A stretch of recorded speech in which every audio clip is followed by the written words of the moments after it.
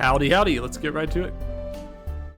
My watch has stopped. Hey everyone, this is AIM, former Demon Duke. Nowadays I stream on the weeknights and sometimes the weekends to take the edge off of my hellish 8 to 5 job. 8 to 5 job? That's not what I usually say. What do I usually say? 8 to 5... Huh, I don't know. Do I usually say 9 to 5? I don't know, I feel like I'm starting to lose my memory. Anyways, that aside, greetings co-conspirators. Today we're getting back to Killing Time Resurrected, which we started last week. We played about 2 hours, and supposedly this game has about a 5.5 hour playtime. I have a feeling it's going to be maybe double that when I start playing. We'll see, we'll see. Greetings, Heat. I see you're enjoying our Killing Time inspired punching emote introduced last stream. Anywho, not a whole lot to say, let's just get right into it. I hope you're enjoying the kick-ass theme song of Killing Time Resurrected as well. Of course, we're going to be playing a boomer shooter, so I suppose I should warn you, if it wasn't already evident from the picture, there is blood and violence involved. Now let's get into it. I guess if you saw the name of the game was Killing Time, you would sort of assume that there was going to be some blood and violence, wouldn't you? Alright. So, last time we were just a smidge lost. Just slightly lost.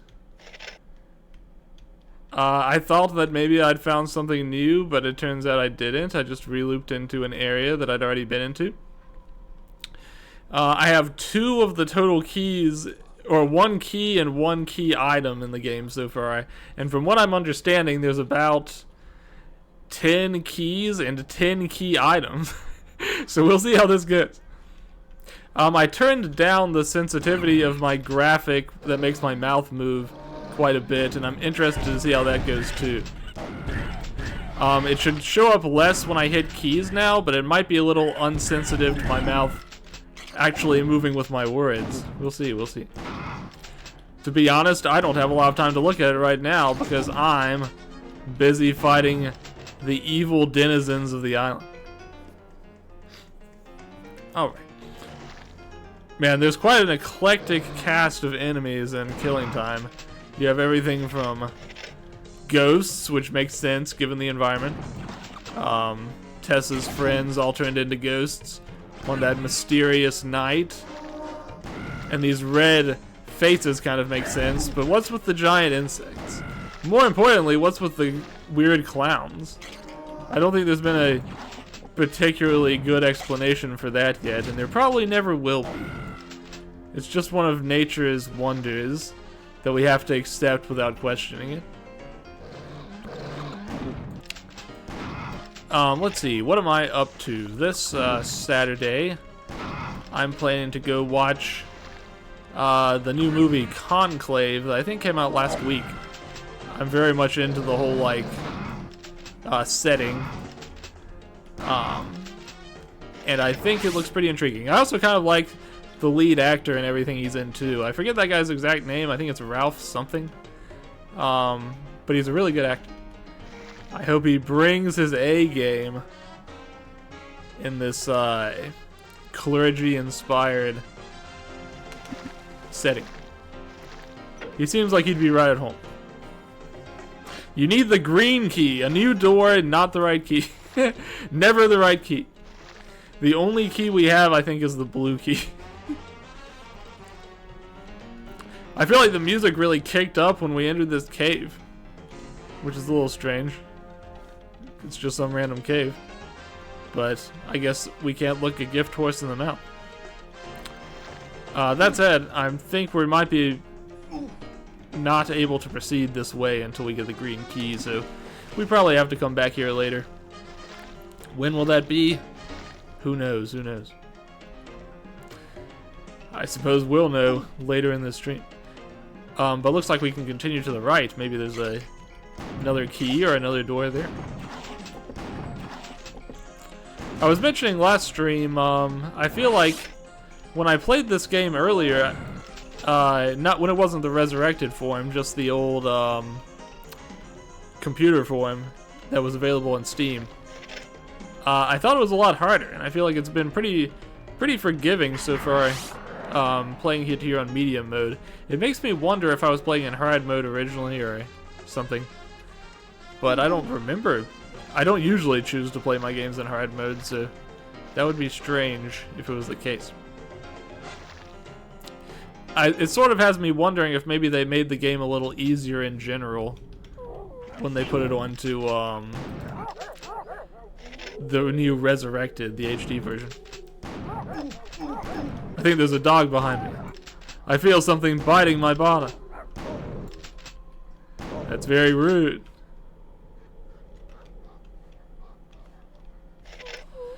I hope everyone had a wonderful Halloween. I actually got a few trick-or-treaters this year. I don't always. Sometimes I'm so lazy that I like forget to decorate my house at all, or forget to like turn on the porch light. that probably says stay away to trick-or-treaters. But I do always buy some candy, and I put it in a little basket. And if I get trick-or-treaters, I'll hand it out. Pretty generously, I must say. So yeah, we got a couple this year. It was not bad. I just camped up near the front door and played Metaphor while I handed out candy. It was a good time. Very cozy. I guess next, what do you call it, holiday up would be Thanksgiving at the end of this month. I'll probably take a little extended break then from work. Hopefully I'm about done with my business trips after I take the one, not this upcoming week, but the week after. Shoot, I'm finding so much new stuff, but it's not keys, it's just random goodies. I need to find some way to collect at least one more key. Or, you know, find the door that this one key goes to. I think I still hear dogs barking out there somewhere, so there must be enemies still remaining in the vicinity. Alright, let's take a quick peek at our map. It looks like maybe up this way is something I haven't checked.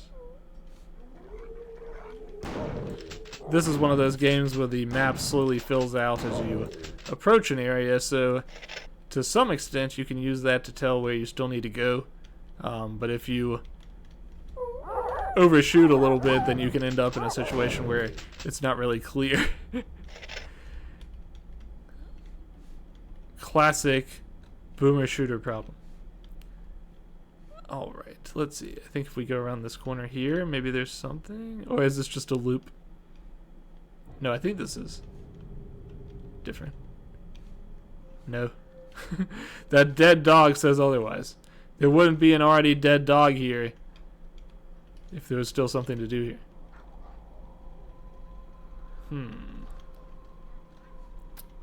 I wish there was a way to zoom out a little bit on the map.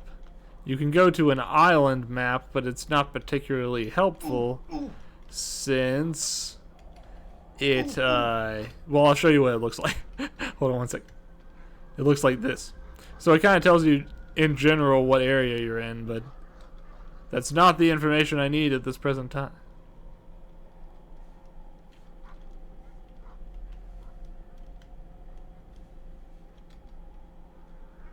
Is there possibly something down this path, or did that just cut off?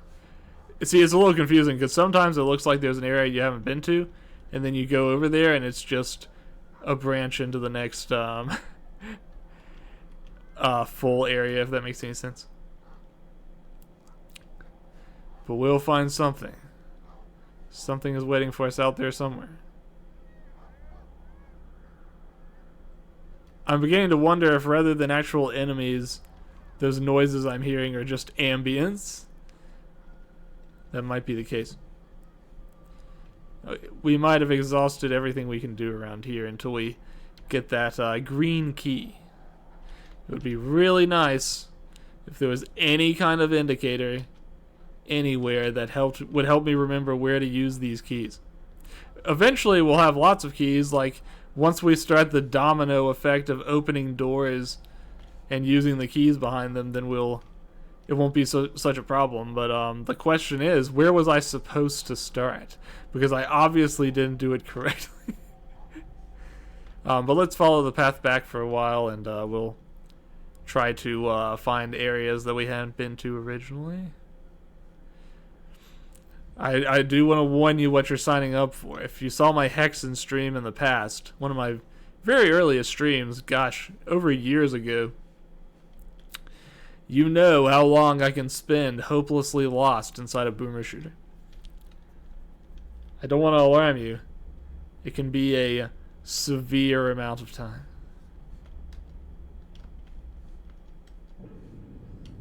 Alright, let's see. What am I missing? I know we've been to this area many, many times before. Killing time, if you will. That's right. This stream is a great way to kill time if you don't mind watching a guy just kind of circle an island doing nothing for a while. Let's see, with October over, unfortunately Umitober is also over. That's the month where everybody draws Umineko art for like a month. It's really impressive, people who keep up with it. I didn't manage to keep up with it nearly as much as I meant to this year. I think I burned myself out pretty fast. I was drawing some fun little animations, and I had a lot of other ideas, but I think suddenly I found myself drawn to work on my visual novel again, and that kind of took up all the time that I'd been planning to allocate, unfortunately. Still, it was a lot of fun to see everybody else's artwork. I'm happy with what I did do. We'll give it another shot next year. Hopefully draw a little bit more. Speaking of drawings, I think I'm behind like 2 stream sketch requests. I need to get back to those sometime soon as well. I usually draw them during my lunch breaks, but lately it just hasn't worked out.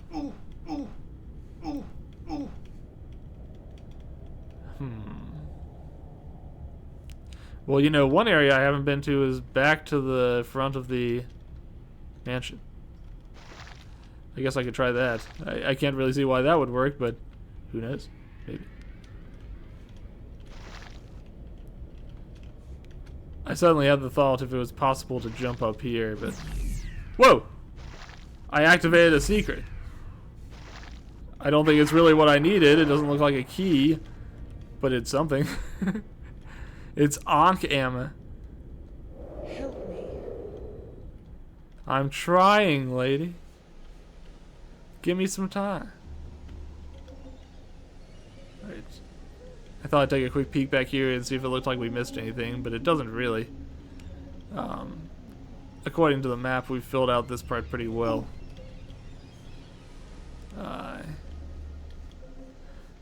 Somehow I've become lost by stepping like 2 feet inside this place. Alright.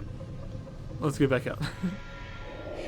I guess I'll go search inside the mansion some more. Maybe it feels like there ought to be a lot of stuff there, right? But I feel like I've somehow missed it. We could also try the other side, the east side of the mansion if we wanted to, but I think I've searched that place pretty thoroughly too.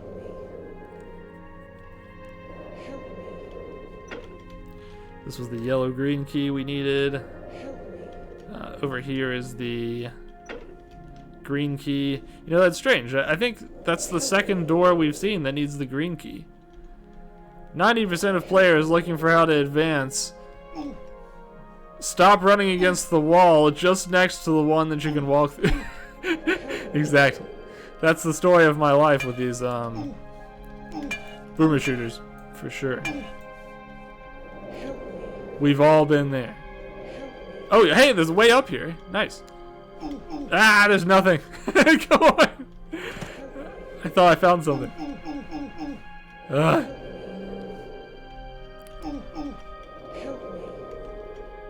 That was unfortunate.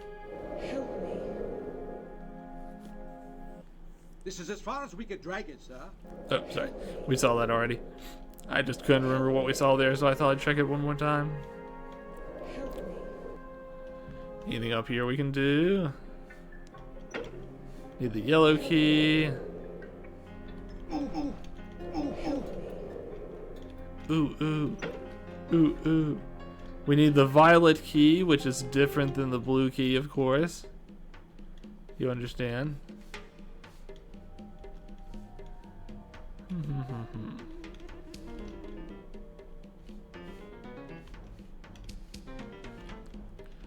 Let's see. This place had some really sneaky switches inside of it, which always makes you wonder if there could be something you missed at the last second. Like one more switch or something.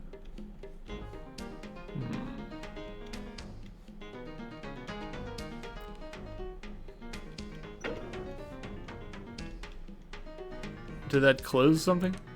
Because I think that was a switch I flicked earlier. I don't think that was a new switch.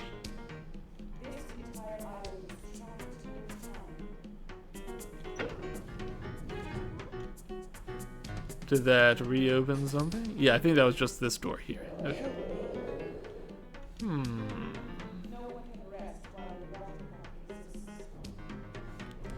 I heard the voice say a little bit, no one can rest while something something. I'm interested to hear what that voice is saying. It's just like a background element.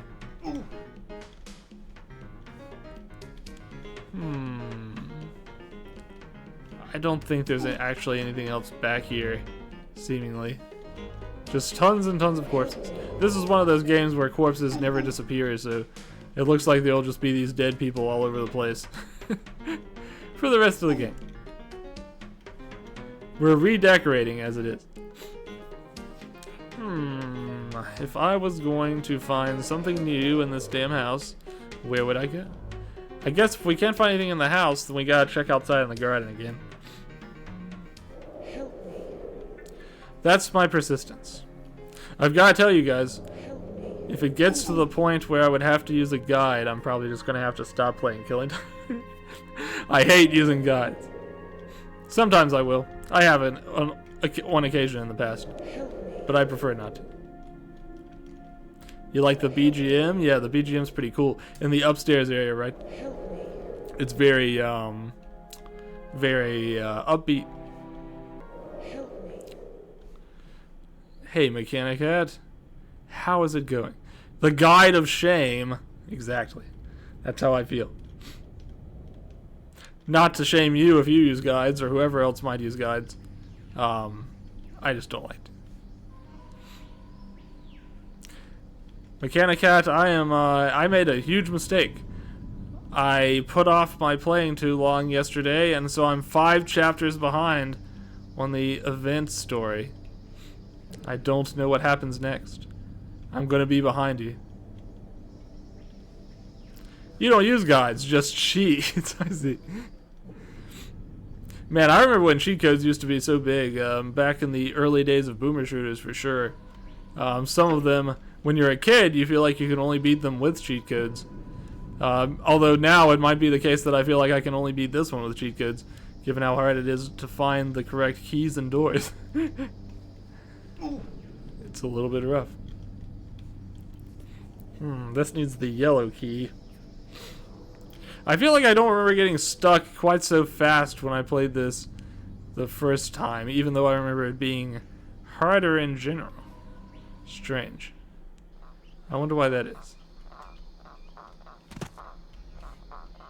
Here's the frog music. The weird frog sounds. Frog ambience.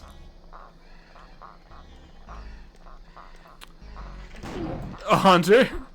Unfortunately, I don't think that's really proof that this is an area I haven't been to. I think he's just been stuck back here.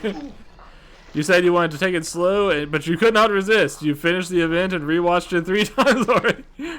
You're hardcore. You're a serious dyed-in-the-wool Nikki fan. I appreciate it. Alright, this is driving me crazy. There's gotta be something I missed around here.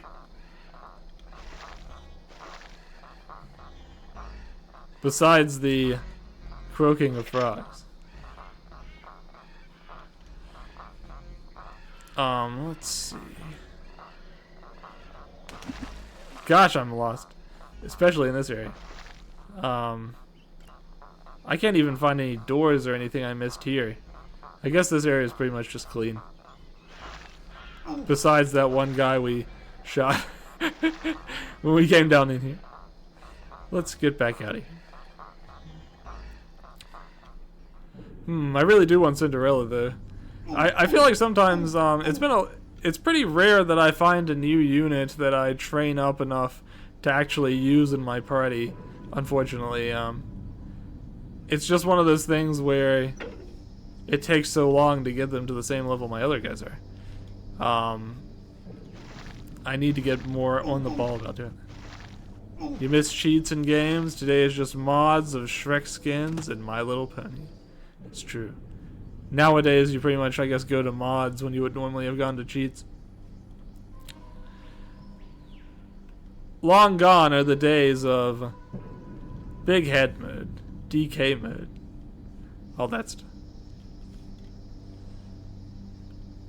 Let's see, so if this isn't the right path, maybe we go back here and then take this path instead. If this isn't the right way, then I'm kind of stumped. I feel like I'm running out of places to visit. Or to try to visit. Unfortunately. I just finished watching the Gundam Fed. Oh wow, bugs. That's a good sign. If there's bugs, there might be progress to be had.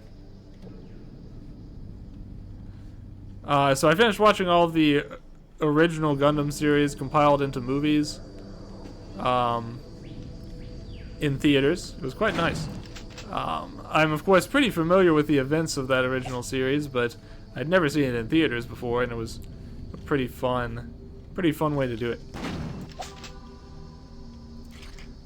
So there's a lot of timeless characters in Gundam that you really only remember why they're so timeless when you do a rewatch. Skeleton! There was a skeleton enemy just now. Who's hitting me? This, I thought the skeleton was getting back up, but really he just has a weird graphic when you've defeated him. I wish I'd seen that skeleton on Halloween. That would have been perfect.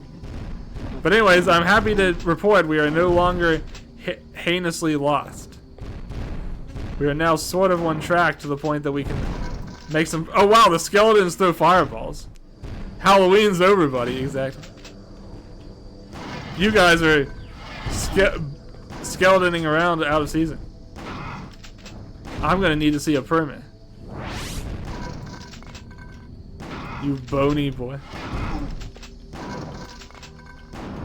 Oh, I love the sound when you kill a skeleton. That's hilarious. It sounds like a bunch of cans rattling around. You only watch the bad Gundams. Gundam Wing is still your favorite of the worst. Understood. You know, Gundam Wing was definitely my first. It was the first one to make it to Toonami, after all. I don't remember it that fondly these days. I feel like it's kind of low down on my rung. There's still some things I like about it. I think the Leos are really cool. The Tall Geese is really cool. So I like all the bad guy suits and stuff like that. But the teen angst that's going on there is a little much for me.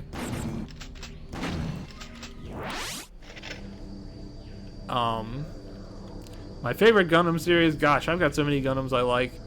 I really like Zeta. I think that's my very top. But I also like IBO. I like Witch from Mercury. I like I like Build Fighters and Build Fighters Try. I love Unicorn.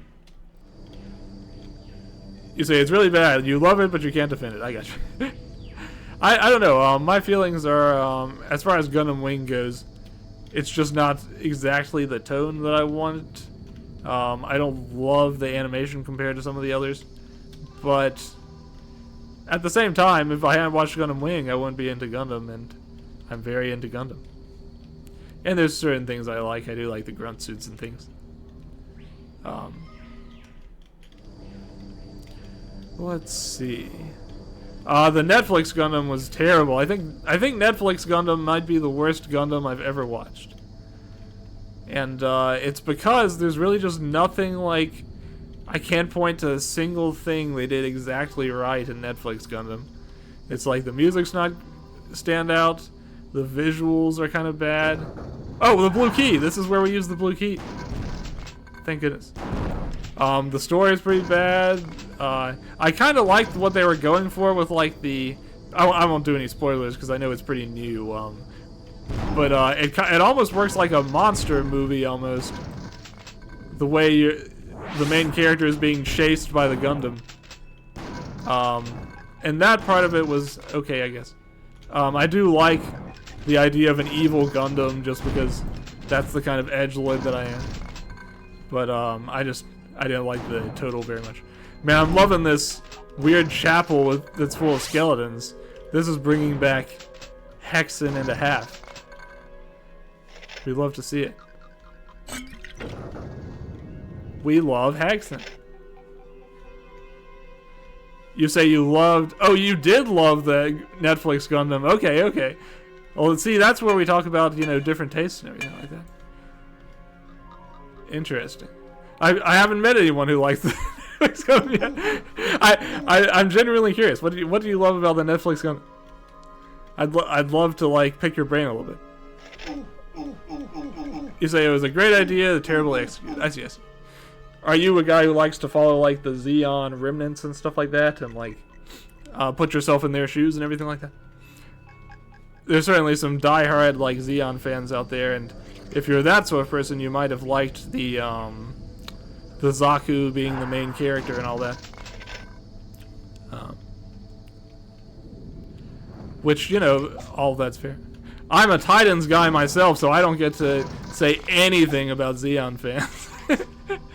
To be totally clear, not a fan of the Titans' ideology. I just like them as bad guys. That's all it is.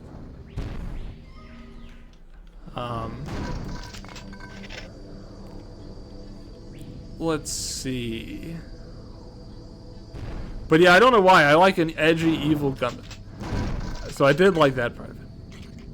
It's good to be back. I see. Yeah, we escaped hell, but we're going back there one day. That's for sure. Oh, I remember dying so many times when I was doing this on the other game here because these bugs were incredibly hard to see and can shoot you from any distance. And it feels like they used to hurt a lot more, but I guess maybe I'm just misremembering that. I wonder why the game used to feel so much harder than it does now. And if you're thinking, well, you were probably a kid when you played it the first time, that's not the case. I played it like sometime right after college. So I was not a child. Very strange. Let's see. You know, come to think of it, there's definitely got to be more in that blue key place that I missed, right? Because I don't think I did anything but kill a bunch of skeletons in there. I probably better head back there at some point.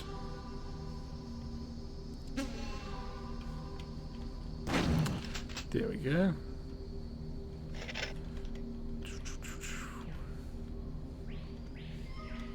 But yeah, you know, I think that maybe if the story of Gundam Requiem for Vengeance had been like, maybe if it had been done with a traditional animation, maybe if it had a really kick-ass music score, then maybe I would have like given it the same leeway that I do other Gundam series. It might be that as much as I want to say story and stuff, it might just be that the 3D or the music was not really to my liking. I don't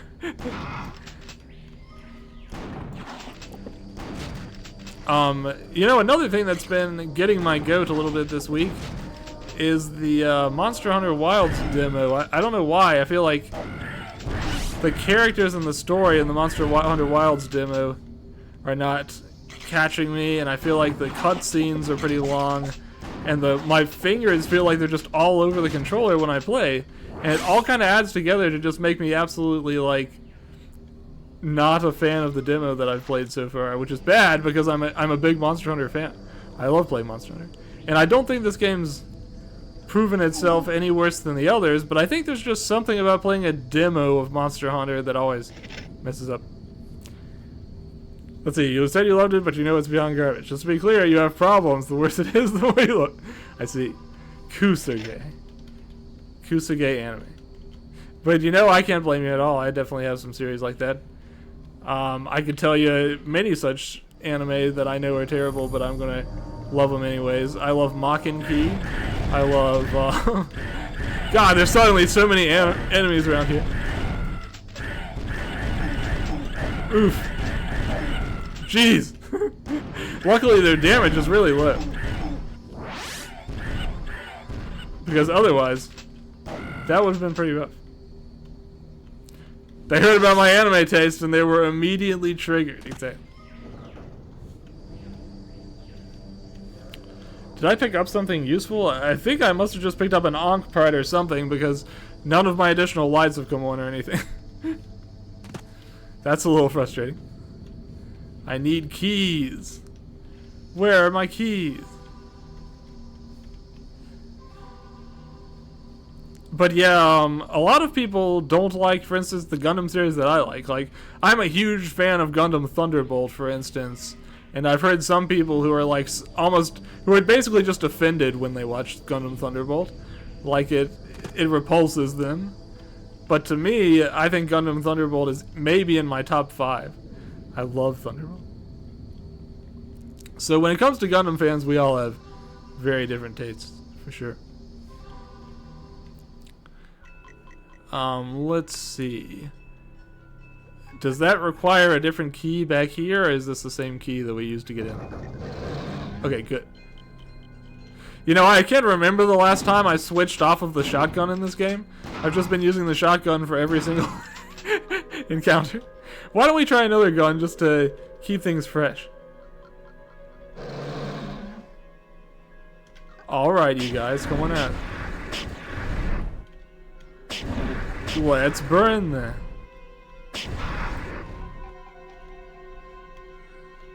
Alright. Nice, nice, nice. This season, anime that I am enjoying, I've been watching Dan Da Dan, and that's quite good. I don't think I need to tell anyone what Dan Da Dan is. Probably. Chances are, some of you were already reading the manga even before the anime came out. Okay, I don't think I collected a single key, which is very frustrating. Was this room just ghosts and ammo? Certainly not, right? The music changed when I came in here and everything. Everyone's talking about this anime. You need to check it out. I would say so. You should check it out. It's quite nice. I'd recommend it to anyone. What else? I've been watching Dragon Ball Daima. It's very different from regular Dragon Ball, but it's still quite enjoyable.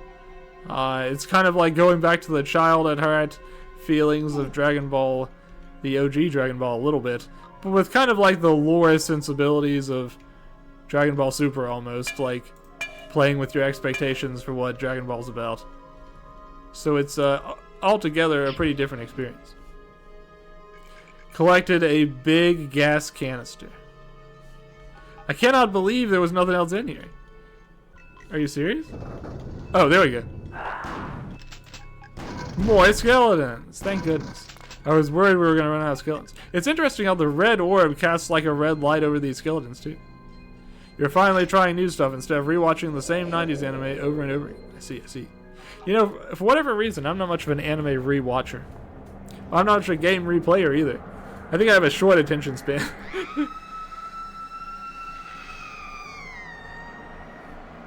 It's funny how it looks like that orb is her head, like she's Midra from Elden Ring.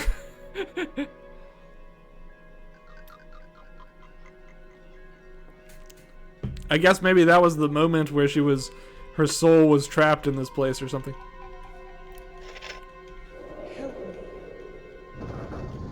Alright, there had better be a key down here.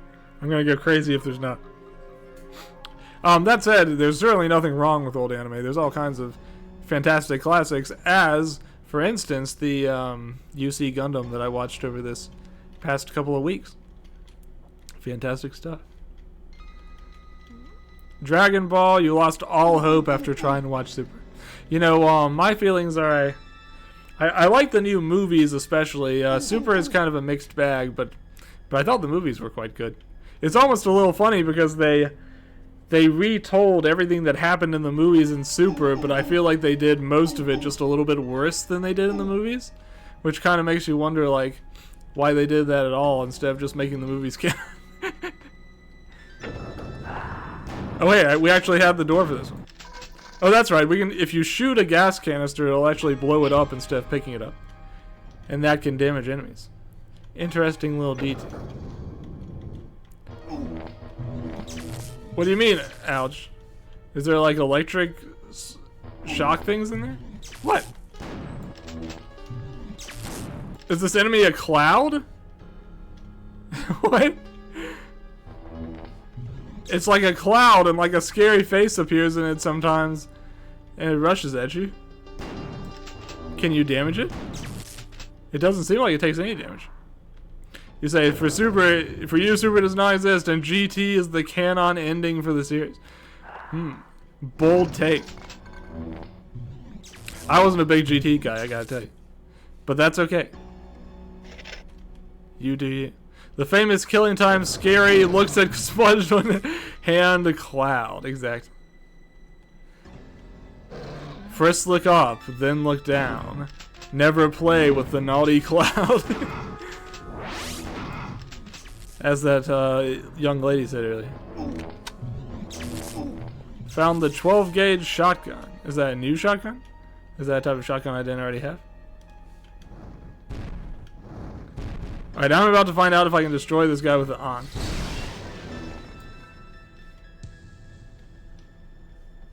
Did that destroy him? I don't think I see him here anymore. So maybe.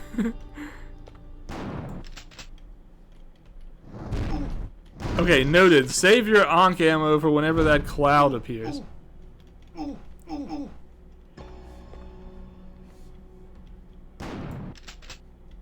I feel like it's weird though, because when you watch Super, you get the sense that as much as we like to make fun of power scalers on Twitter and everything, Dragon Ball did become a series that is almost only about power scaling.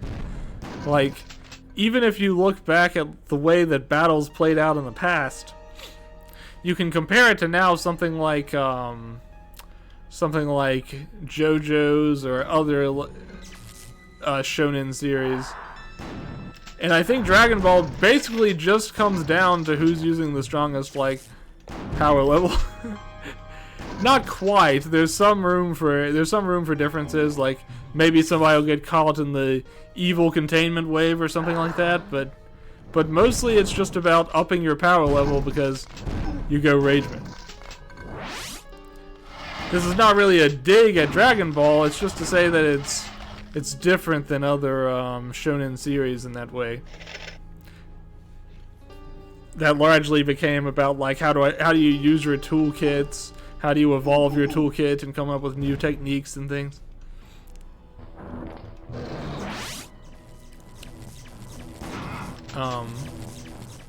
I hear what sounds like a lot of those electric shocky faces. That's why you think DBZ should have ended the Cell games, even though Majin Saga is your absolute favorite. See.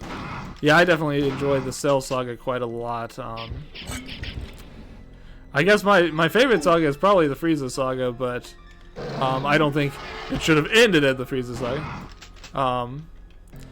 As for the Boo saga, I guess I kind of see what you're saying. If they'd ended at the end of the Cell saga, it would have been kind of like, look forward towards the future where Gohan is the new Goku. And if you're a big Gohan fan, you're probably somewhat upset with what then came to pass with Gohan's future. He did not exactly become the new Goku. God almighty, I hate these. This electric cloud is about to make me eat my words about this game being easier than I remember. You've got to be able to kill these guys. It doesn't make sense to think that you can't. Okay, yeah, they do die. They just take more shots than I'm used to. I don't know why their AI broke like that, but I'm glad that it did.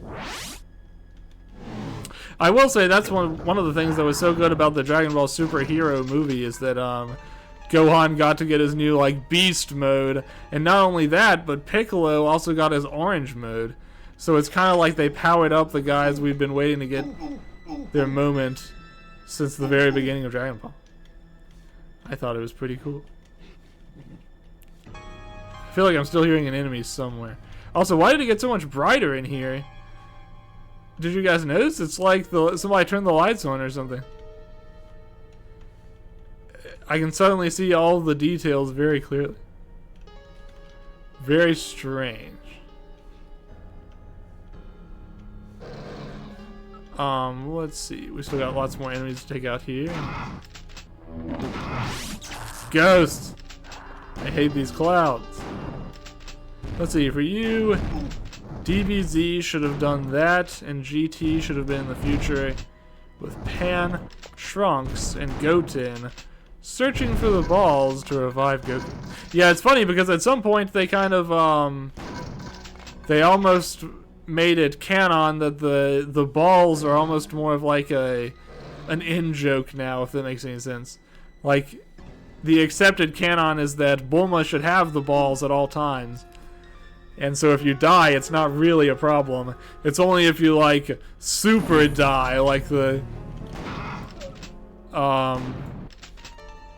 what do you call it? Like, if the balls are destroyed, or, like, if you get teleported to another dimension that has no Dragon Balls, or... if somebody evil makes a super wish on the Super Dragon Ball. You know, that kind of stuff. If you go back to like the very first series, it's definitely got more of a more of an adventuresome kind of self-contained type of plot. That said, I really don't mind Super. I think that it's kind of fun that they're kind of in their golden years now, and they're just kind of like taking a victory lap, and it's sort of like we'll do all the what ifs now, like what if Frieza had to cooperate with Goku and all this other stuff. I won't say they're always making like the logical decision, but from a fan service perspective, it can be pretty entertaining.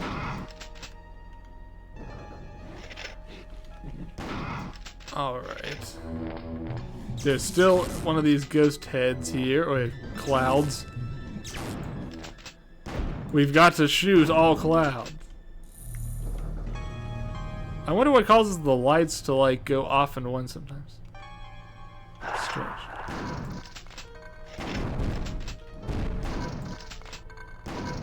I love the can rattling noise when you destroy the skeletons. They would make more powerful balls then. Remember at the Frieza saga? The people of Namek had the special balls that allowed everyone to be revived, because the original balls can only revive one person. So about that, let's think about all the different types of Dragon Balls we've had at this point. There were the original balls, then there were the Namekian balls, then there were the Black Star Dragon Balls, then there were the Super Dragon Balls that are like the giant-sized ones. And now, in the new series, we have yet more Dragon Balls that exist only inside the Majin world. So, yes. Many, many types of Dragon Balls. I feel like I've been going through this crypt for quite some time now, and I have not found a single key. Where is the key? Oh, you know, I flicked the switch here. What did it do? It must have opened a door somewhere. Oh, hey, wait, look at this. Quasar is written on the ground. But why? Is that a password or something? Are there passwords in this game? Huh.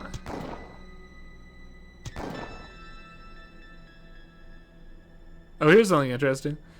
You can actually change all kinds of things here, like it's got all these high-res features turned on. You can actually turn off bad drops like the red orbs. Oh, I have auto-aim turned on. Maybe that's part of why this is easier than it should be. I'm gonna turn that off at least, and maybe we'll increase our difficulty somewhat. Auto change when pickup. Cheater! That's right, I was cheating. You can turn on God mode, demigod mode, no cliff, infinite power-ups, rats mode, or all map. You can also choose to give yourself things as a player if you want to. Okay, but I never really figured out what this quasar thing is about. I wonder. Quasar. Strange. Rats mode sounds fun. It does. Maybe when I'm done with this game, remind me to try out rats mode. Oh, this says something too. It says MTROP. Huh. I wonder what these could mean. This is so strange. Leo. Leo.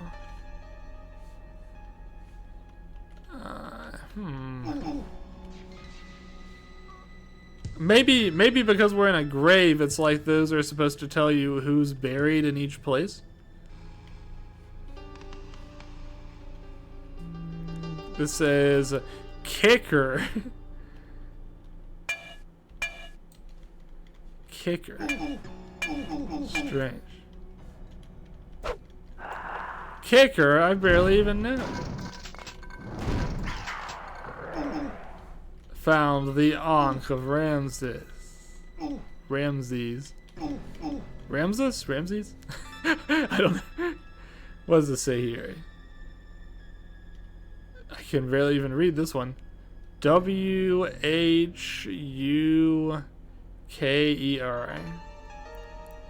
Maybe Walker. Okay. Quasar, I barely even know. Alright. True.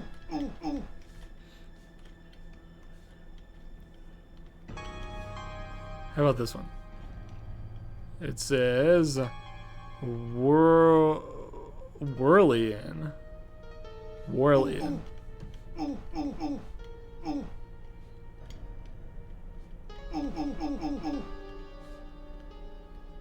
Man, I am lost. I mean, we're not lost. We're just taking a fun little detour.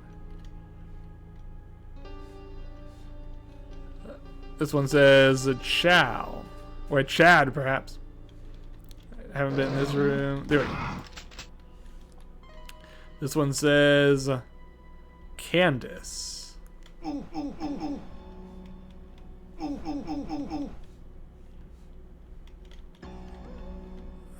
This looks promising. Nope, this is the way back up. Damn it. Alright, let's consult our map once more. I see something is marked as a door here. But why? Found the Phoenix egg, which apparently lasts for 56 seconds and will probably stop me from dying, but that's not what I need right now. Okay. Great. Fantastic. Let's see.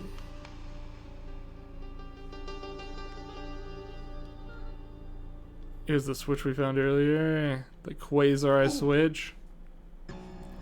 I wonder if I should try flicking it back up.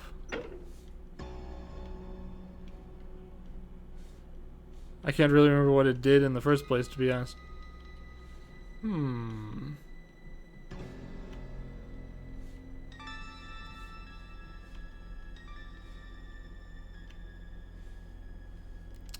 Let's see. I don't know. But I feel like flicking it up feels like a dangerous decision. I feel like I should go back and... I don't know. We won't worry about it for now. We'll flick it again if we have to. For now, we've got monsters to kill. Simple enough. I find that actually, even with the auto aim off, it feels like it's playing pretty similarly, doesn't it? Surprising.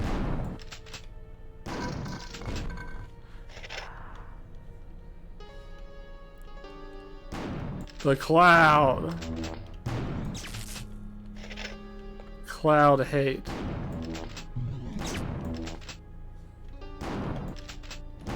Skeleton hate. Just kidding. I love skeletons. I just don't like clowns.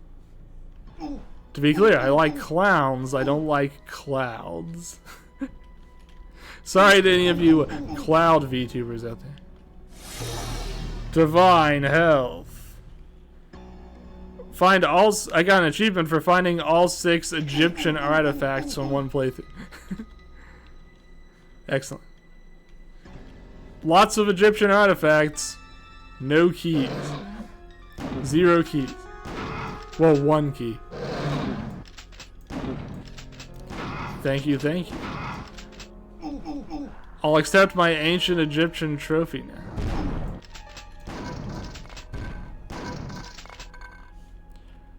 Let's see, this one says burger. Burger. What does this one say? It says Harif.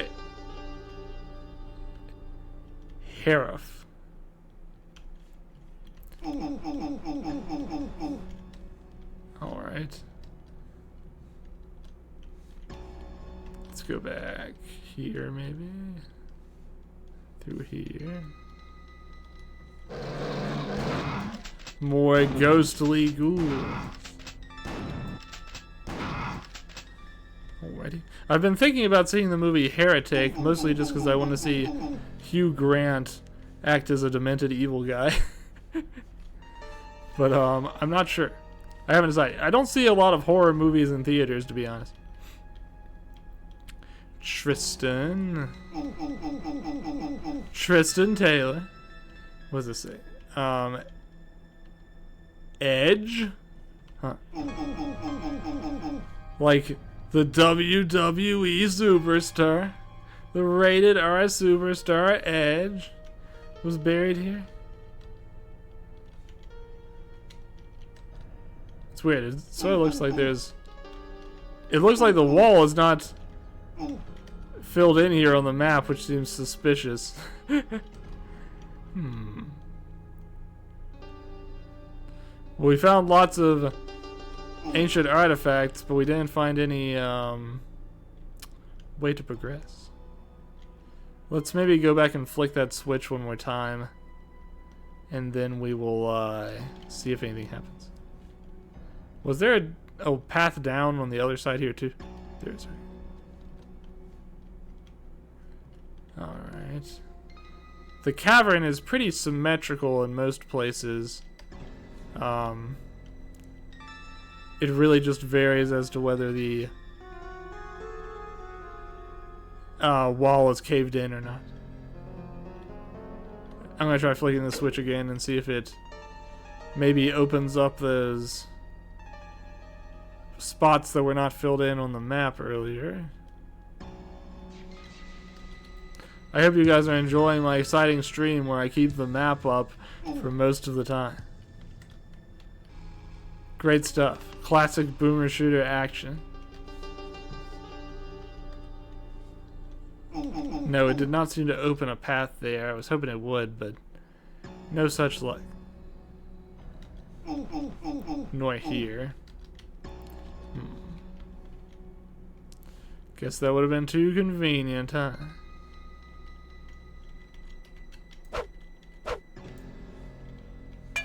I wish I could figure out how I like turned the lights on earlier. I must have either maybe I used an item or maybe I picked up a pickup that did it. This one says Josh.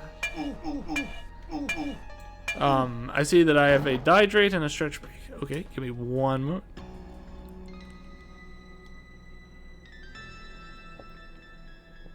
I've not been hydrating as much as I should. So thank you for the reminder.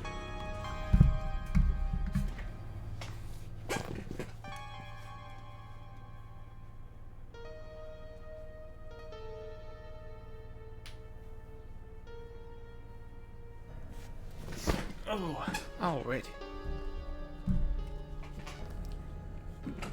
Let's get back to it.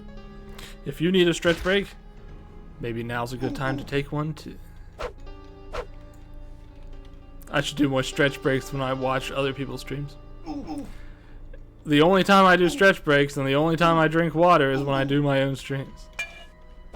Probably not the best idea. I do not want to leave this tomb without finding some sort of key. And yet I feel like that might be where things are headed. That makes me very displeased. Very unhappy. Imagine drinking water. Imagine.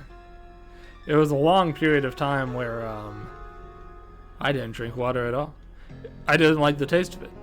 But now I feel like whenever I get to streaming, I drink enough to make up for the rest of the time. Wait, what's...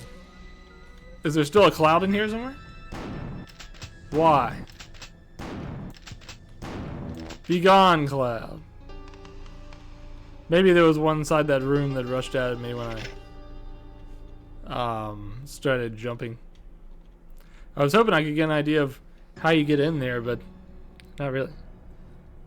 You say water has no taste. It's true. Well, I know it sounds right, crazy, right? But it was like just bleh to me. I find that I can only drink water when I really need it. So if I'm streaming, then I start to like the taste of water. If I'm doing like heavy lifting, then I love the taste of water. But if I'm just like eating a meal and I try to drink water with it, I'll only have like a few sips because I just don't like the taste. That's just the way it is. Okay, this is gonna drive me insane. What is going on here? This can't be all there is to do in this cave. And yet it appears that it might be. We should probably stop wasting time down here and head back outside. Oh wait! What? How did that happen?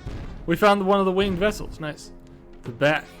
And looks like we also awakened a buttload of skeletons at the same time. We should probably go take care of those. Let's do it. What was the way out? The problem is I'm going to bring up this map and then I'm going to get blasted by a skeleton while I'm trying to find my way out. That is a lot of skeletons.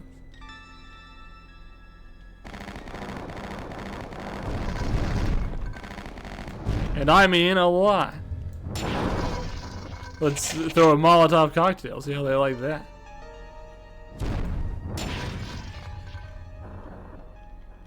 Unique situation in which we use the Molotov cocktail. Nice.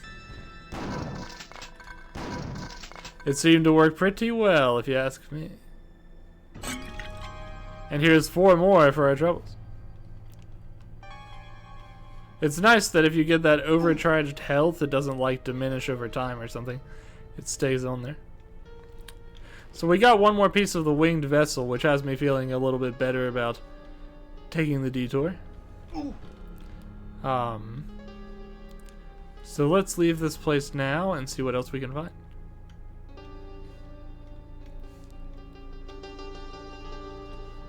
Back upstairs we get. We still didn't get a new key though, and that's a little troubling. Help me. I was certainly hoping we would find another key at some point. Let's see. I guess let's go outside and make sure we've checked the perimeter as thoroughly as we need to. I have to admit, I've been playing the Pokemon Pocket TCG quite a bit this week as well. I'm not really a Pokemon guy, but my brother was playing it, and I thought, well, I might as well get in on the ground floor and see if I like it or not. I'm still not really sure, but it's been a fun way to while away some time over the week, by which I mean I got weirdly addicted to it for 2 nights. Alright. I hate it when I find an area that is somewhere I haven't been, but there's not really anything there. which happens rather frequently when you're playing Killing Time. Sort of the flavor du jour.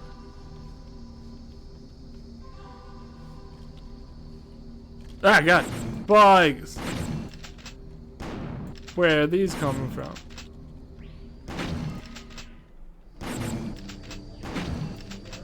I wonder why the bugs seem to, like, turn into a weird gray orb when they die.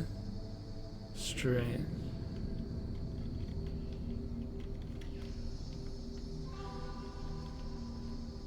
I thought maybe there was something to the fact that this E. Septimus grave was bloody, but I don't think there is. Well, most bugs come from eggs.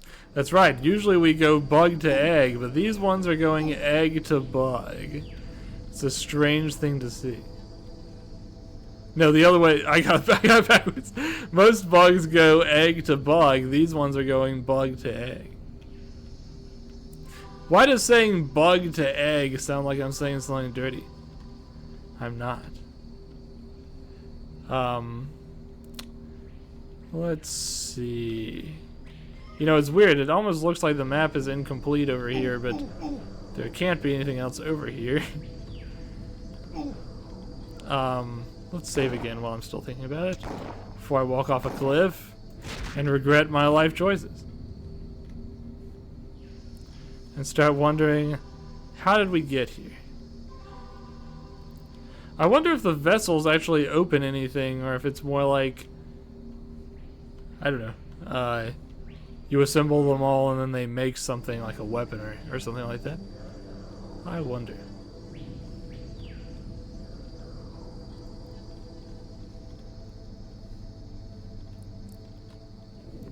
Okay, I think we've just about searched every nook and cranny out here. Finished filling out the map, which means that you can't believe you're going bug to egg. How? That's right. Nasty stuff. We get a little freaky here on AIM channel sometimes.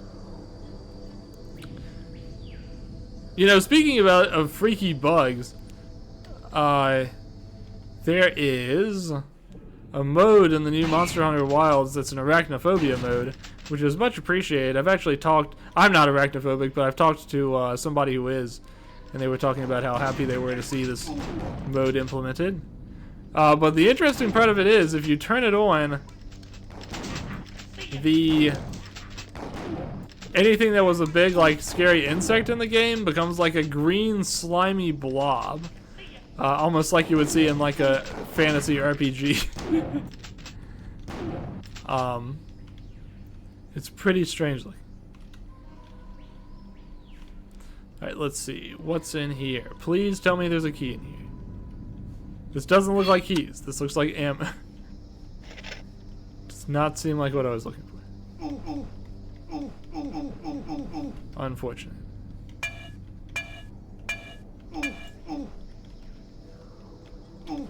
These aren't secret hiding boxes, they're just boxes. Whoa, God! I almost killed myself just now doing that.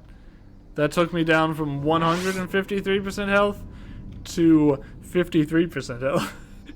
If I hadn't been overcharged, that would have killed me.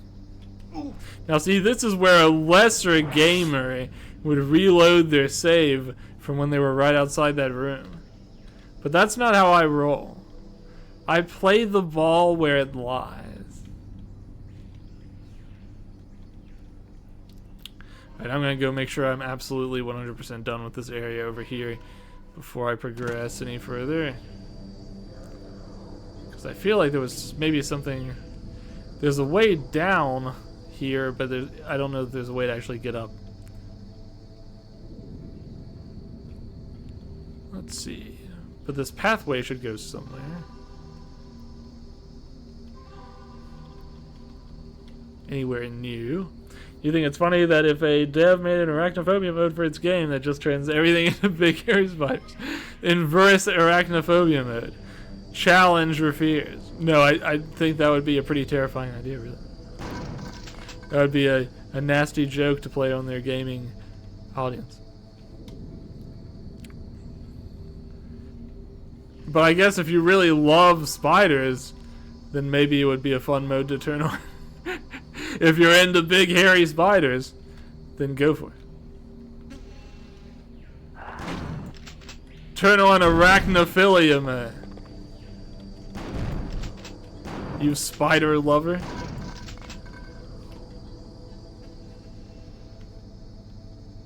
I have a, not spiders, but I have a different animal-related fear that I've talked about before. And these days, I try to talk about it less because I always have this vision that one day I'm going to tell someone about this fear that I have, and they're going to use it against me. They're going to, like, just every day, because they mistakenly think it's funny, they'll link me a picture of this thing that I'm terrified of. And I want to avoid that outcome at all costs. I don't think I meet many such people, but you never know. As someone who uses those modes, you're very much hate for your spiders. You would hate it, but you would appreciate the joke. I see. You would have mixed feelings. There was another game that did sort of an arachnophobia mode, wasn't there?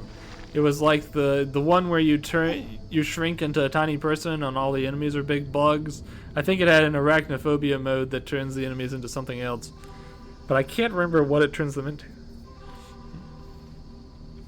Gosh, I was really hoping there would be a key in there. There was nothing in there. Nada. Well, ammo, I suppose. And bugs. All the bugs you can shake a stick at.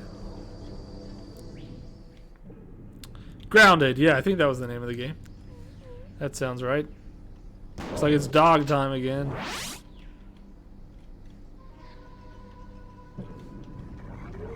I say that hopefully because I want there to be many dogs and I want to not be in, like, the same area I've already been in again.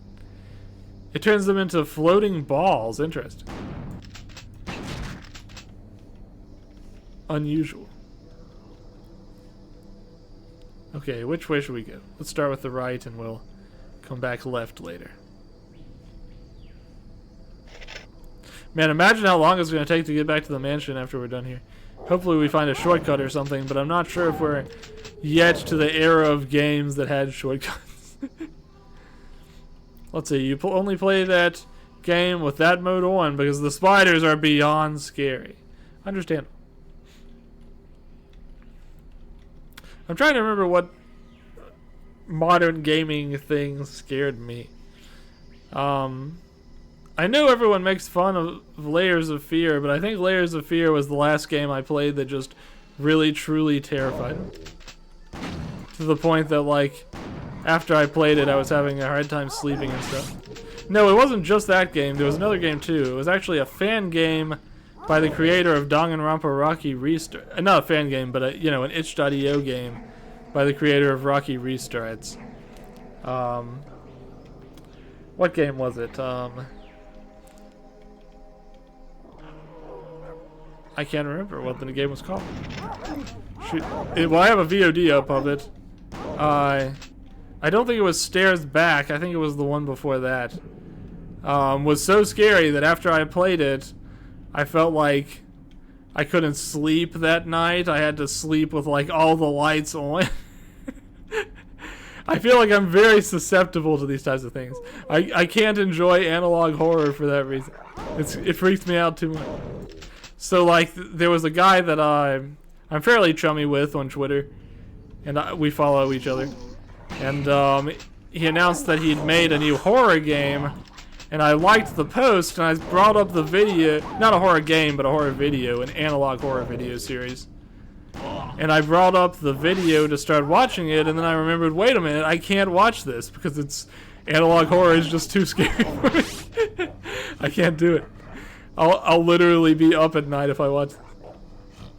Let's see, Layers of Fear has an amazing atmosphere, though. It sets horror so well. Yeah, see, I think people give Bloober Team a harder time than they deserve. I think people remember, like, the Germa clip, they remember the baby running into the wall and everything like that, but Layers of Fear had a lot to it that I think was worth remembering. I know a lot of people are also fairly down on it for the story or things like that, but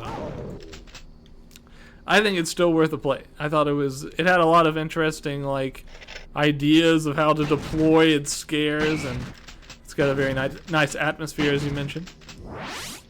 I think it's people give it a harder time than it deserves. That said, even with my so I wasn't like a Bloober hater, but I'm surprised to see how well received Silent Hill 2's remake has been. And it sounds like now they're going to kind of get into action gaming all the more.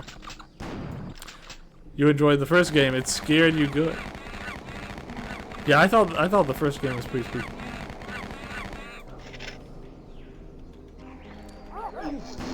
I should mention, I didn't really play these. I just sort of watched my brother play them. My brother and I play a lot of games through osmosis, by which I mean only one of us can play each game, so it's just kind of luck of the draw who does. And I count it as though I played it, even if it was just my brother playing. That's just the way it is. Let's see. I want to say we're making progress, but I don't know if this actually counts as progress because I haven't found a single another key since we started playing. I cannot believe that there's 10 keys in this game. Find the bathhouse of Osiris. I got an achievement for that. Is this a secret? Are we in a secret area? Or are we just in an important area? The Silent Hill remake. The game is a gem. You're surprised by how good it is. Great to hear. I have not actually had a chance to play it yet, but I am hoping to in the near future. Because I love Silent Hill 2, the original, and I'm excited of what I've seen so far of the remake as well. I think it looks very, very spooky, which is a good thing. We love to see James Sunderland get spooked and attacked. Well, we don't love it as much as some people love it. We don't love it as much as the Fujos love it, but I respect them all the same. Alright, more ghostly gardeners to deal with out here. I wonder if there's another secret to collect up there. And I also wonder if that sound I'm hearing is purely gardeners or if there's another enemy type around here too. It's kind of interesting. So this game sometimes takes its lore pretty seriously and sometimes not. But this is an example where they did. Like, you find the gardeners only inside the garden area, and you only find the dogs outside, that kind of thing. Sometimes Killing Time is really kind of doing things with intent. The only sad part for you was Maria. The lines and delivery were a letdown. The changes they did to Eddie, though, was perfect. You loved the character. Well, that's good to hear. It can't always be 100% perfect, but we find a little good in there and a little bad, and that's okay. As far as Silent Hill goes, it's funny. My first experience with the Silent Hill series was Silent Hill Origins on, I think it was the PSP, which sounds like a bizarre place to begin Silent Hill with as many games as there are, but that's the first one I played. And it's so funny because I was finding the combat very difficult, so what I learned is you can run past every single enemy in the game up until like the boss. Even things that kind of look like mini bosses, you can run straight past them.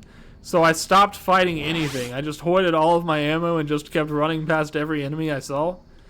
And I got to the end of the game that way and just unloaded every piece of ammunition I had into the devil guy that was the boss of that game. And the funny part is that seriously messed up my expectations for what the next Silent Hill game should be like. And I had to actually like fight things, and I was like, what is this? This is so hard. Your first Silent Hill was Downpour. Wow. That's one of the very few Silent Hill games I've never played. Because it's kind of trapped on one console now, isn't it? I've heard interesting things about Downpour. I've heard mixed things about Downpour. What was your opinion of Downpour when you played it? You say only on the 360. Okay, gotcha. I think it may have actually been on the PS3 as well, because I thought about buying it for my PS3 at one point.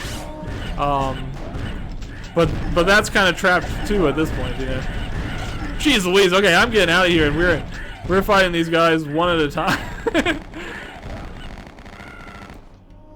Enough already. There's no need for me to fight all of these things at the same time. I sort of thought we might find something that's sexy in the bathhouse, but instead we found tons of these guys, and tons of these rage comic guys, and tons of bugs. Get Molotov.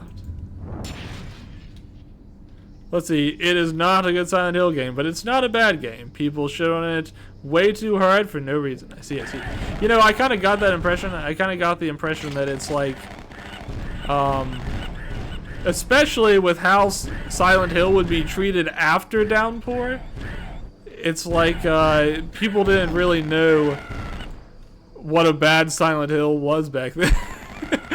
Now we know that a bad Silent Hill is the what was it, live service movie interactive Silent Hill where you go on and you vote with points.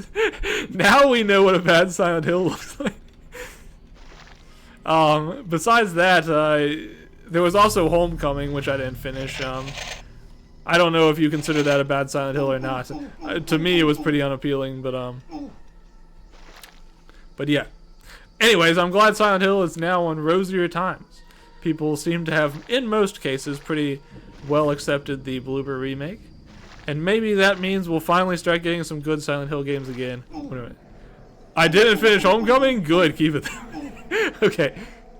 Yeah, I did not, unfortunately. Well, maybe fortunately. Okay, so, no keys. I am not finding any keys here. That's a little bit disappointing. Did we miss anything? Maybe any kind of doors or switches that need to be opened? Let's go take one more look around. I sort of thought that when I found this bathhouse of Osiris, maybe that meant I would have the good fortune of finding something unusual since they gave me an achievement for it, but maybe the fact that they gave me an achievement for it is to indicate that it was a extra area. Who knows? I think I just unflicked that switch, but I'm gonna go check real quick if it changes anything. I can't really remember why I didn't finish playing Silent Hill Homecoming, but it's back when I rented games, and so my attention span was even worse than it is now. Basically, if a game didn't like immediately capture my attention, I was off of it pretty quick.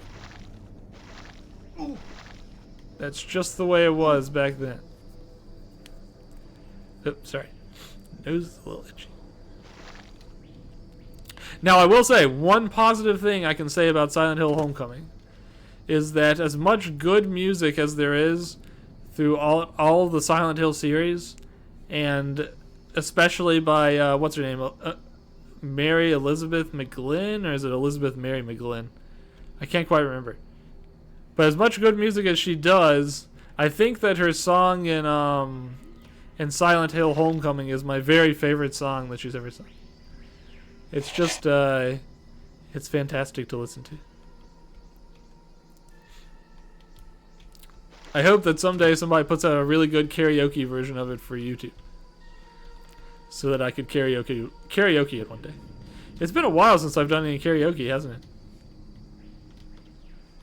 I think I used to do it somewhat regularly. I would do it like every couple of months at least. But it's been a while. Oh, excuse me. Sorry. Got the hiccups. I'm afraid I'm not one of those streamers that has cute hiccups. My hiccups sound like calls for alarm when they come. I don't get them very often nowadays, but I feel like I'm going to jinx that by talking about the fact that I don't get them very often nowadays. It's weird. There's a little rock out there, but there's no way you could possibly reach it. just for decoration. Karaoke is fun. I agree with you. I love watching other streamers do karaoke. I don't pop in enough, but I find it's a great type of stream.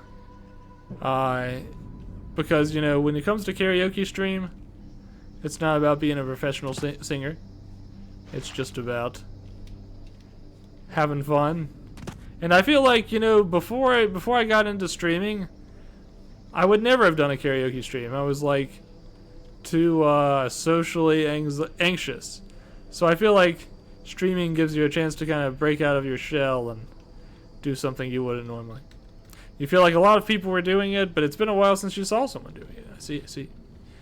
I feel like I still see the big streamers do it pretty often, but I don't know. I don't talk about streaming technique very often because it's not something that, you know, I pay a lot of attention to. But maybe it's a thing where, like, if you I don't know. I wonder what determines if people do karaoke streams. I do them for maybe like big events is when I would typically do it.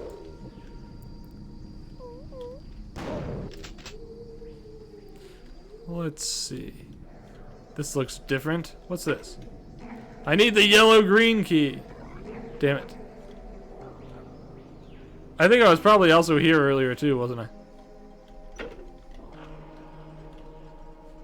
I think I'm starting to be at the point where I've gone in a loop of some kind, which is not great.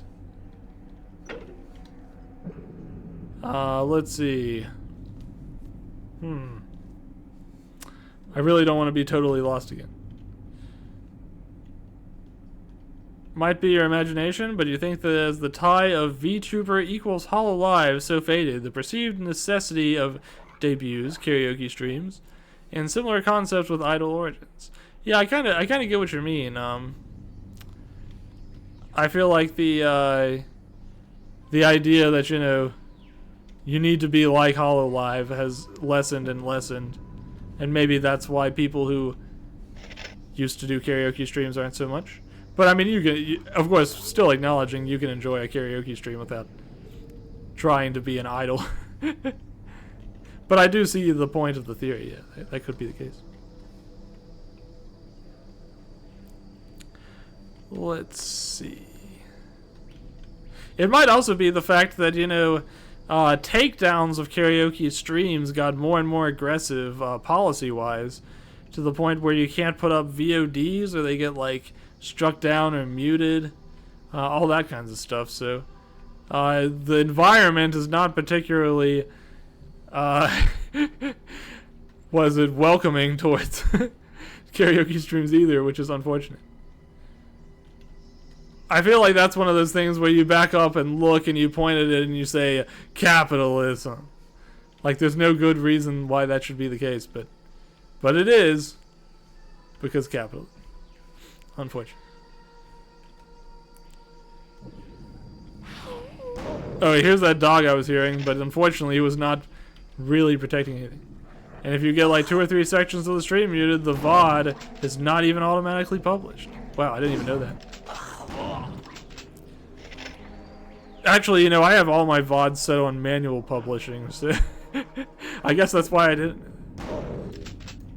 Sometimes I think I should start putting all my VODs on YouTube too. I'm a little confused as to, or like uncertain about what I want to do with my YouTube channel. Because I kind of made it like mostly about my VN I'm developing.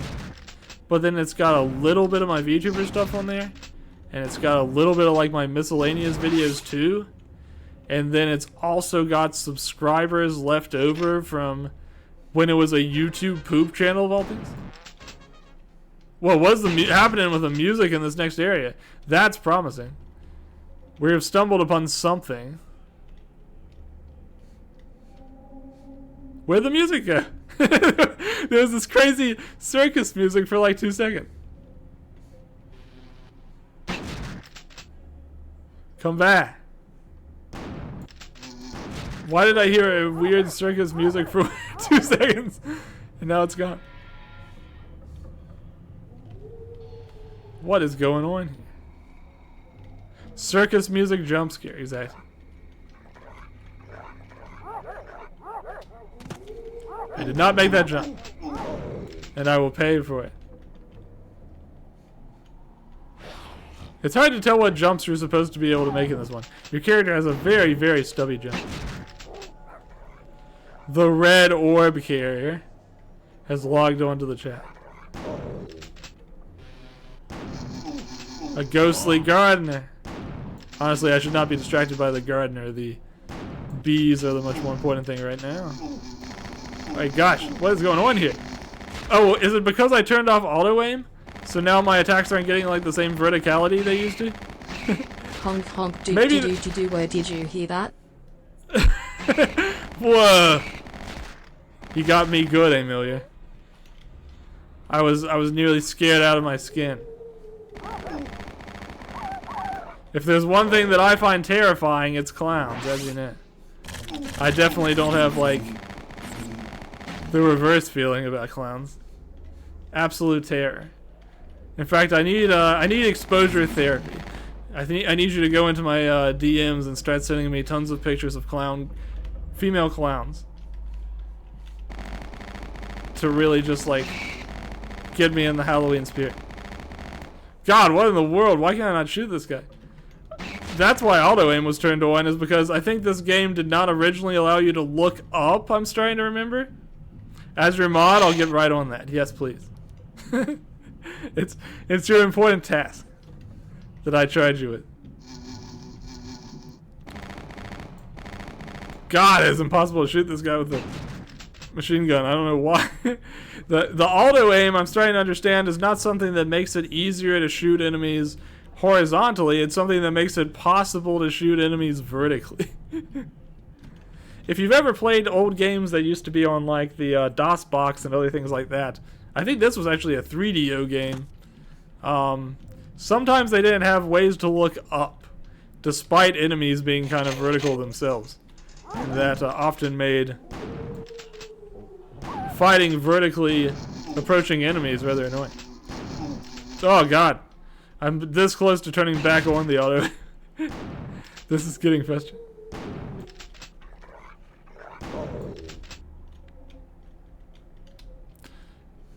Maybe I should, because it seems like all I've done is like deconvenience the game. I don't know. But our health is fine for now. This gardener was hiding back here to startle. These dogs kind of remind me of the old graphics that used to be in Clay Fighter. Clay Fighter, Clay Fighter. Come on, fight them if you dare.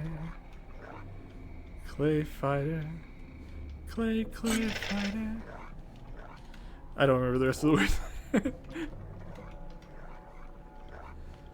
Let's see. Clay Fighter. No, there's a game that didn't hold up very well. For reasons. What was with that card? I'm gonna go crazy. We heard this circus music start when I entered this area, and it's just been a bunch of random hills with no circus music since. Copyright strike by Interplay. No, anything but that. I can't believe my VOD is gonna get muted because I sang Clay Fighter. Sorry you're late. You had band stuff. You don't need to apologize. It's all good. Hope you're having a great night, AM. And sorry I still owe you some stream sketches. It just has not been a great time during lunches this week to catch up on those, but I'll try to do it soon. Let's see. How are we doing with progressing through this area? Are we lost yet? I'm good. Excellent. Fantastic. Oh boy. It's so much harder to hit these things now that I've turned off aim assist. I regret it. Aim assist was there to assist aim, and I forsook it. Who needs aim assist if not A? It's right there in the name. Alright. Is there anything up here? It feels like there's lots of these rocky areas where you can jump up at great pain and not find anything. But it is what it is. Alright, here's a new ghost. Oh dear, so many scratches, bruises, bites, and nasty gashes. I can give you a healing dose, but first, you must come very close. Okay. What healing dose? All I see is ants. Evil ants. We're gonna be consistently jump scared by the little girl as I walk in and out of this area. Usually they put these ghosts in areas where you won't be attacked very much while you're viewing them, but that is not the case this time.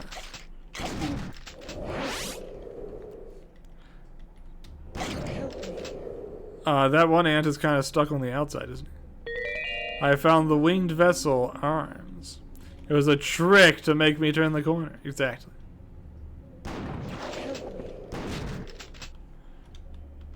Oh, he wasn't stuck behind the wall. He was just behind that little bench.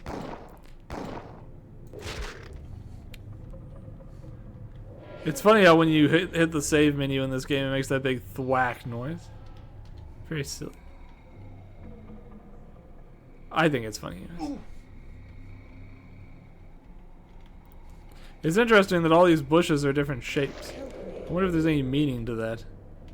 They're very different sculptures. They didn't reuse the same one even once. At least on one side, I mean. Alright, let's see.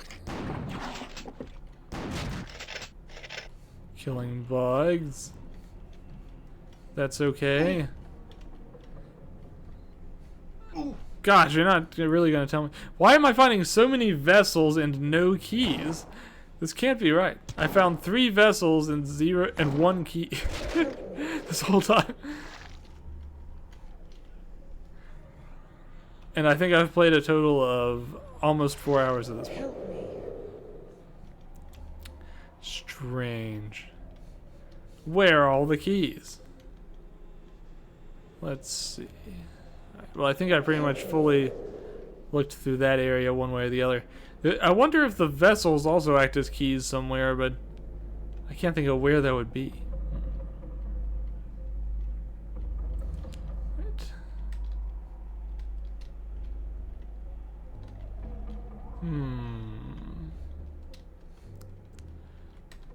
Let's see. I need this to go away.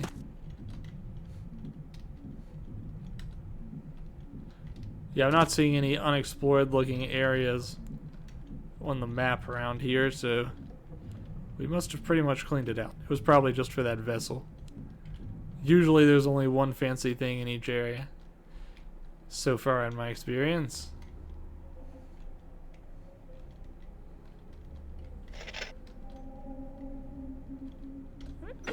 We still don't have the yellow-green key, so there's nothing we can do with this garden shed. That is what it is. I hear a dog somewhere. Always more dogs. I feel like it was back here somewhere. Oh, maybe I'm just hearing dogs inside the garden house, though. That could be it. I don't know. A dog came from this direction. But I'm pretty sure I already pretty thoroughly did stuff in this direction. I really, I'm just sensing that eventually, I don't know when, but eventually I'm going to have my map open and just walk straight off the side of the stage.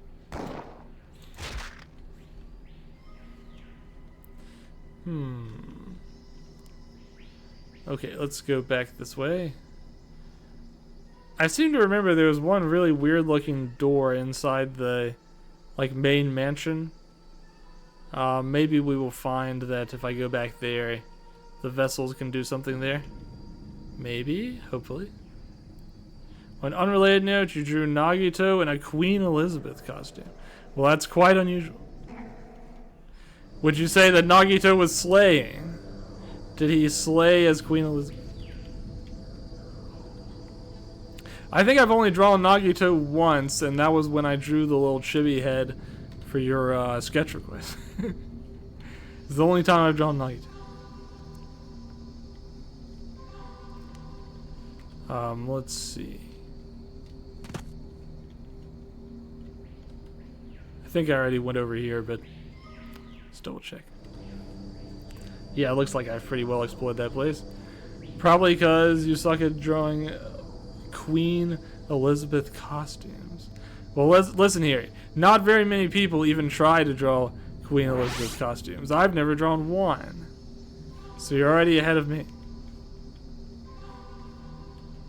You should take pride in that fact. I think I'm about to go into the cave that I've entered a million times by now, so let's not do that. I'd imagine a Queen Elizabeth costume is rather frilly too, which I find always contributes some difficulty. Restored 50% health. We're not going back into the crypt. That took a pretty long time, and I seem to remember we thoroughly exhausted everything down there, so let's not. Mechanic had wants a sketch request. Okay, what would that be? You want a Queen Elizabeth costume? Okay. Would you like to specify... Are you saying you want Doro in a Queen Elizabeth costume? Or do you have a different character in mind? It's your pick. No wrong answers. Any character I want. I see. Dealer's choice. I'll be thinking about it. I'll decide who is the perfect character to receive the Queen Elizabeth costume. I also have to look up what a Queen Elizabeth costume is.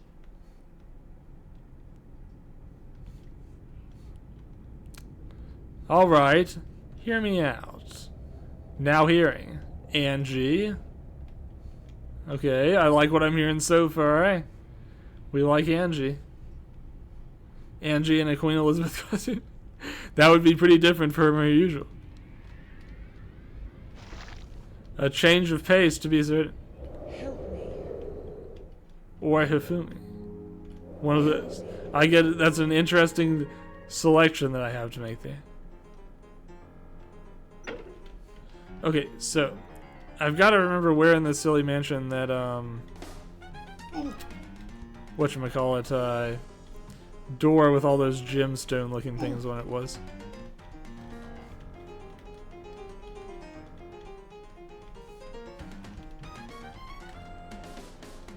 The clown music intensified.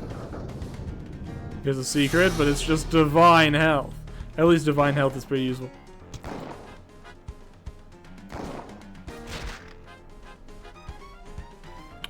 Let's see.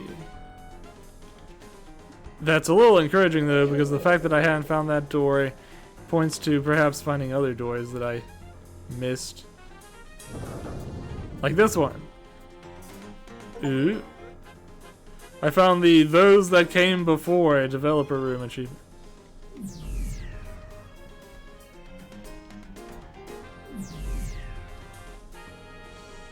It looks like if you touch these things,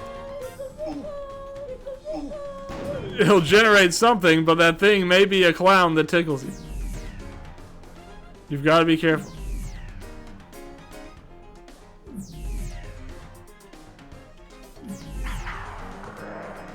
Found the Ankh of Ramsey. I like these developer faces though. It's kind of cool to see them all. That guy looks like Greg Turkey.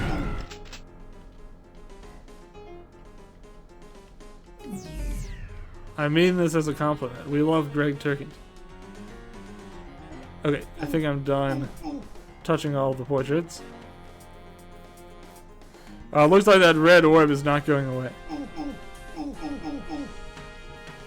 The behated red orb.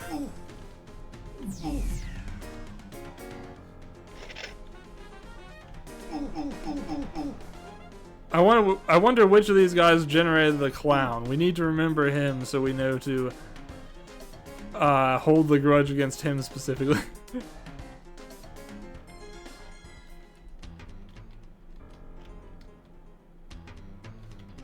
This kitchen has its own music and everything.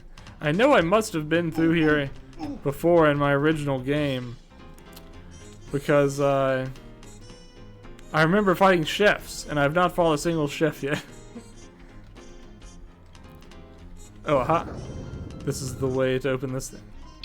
And now we finally have the yellow-orange key.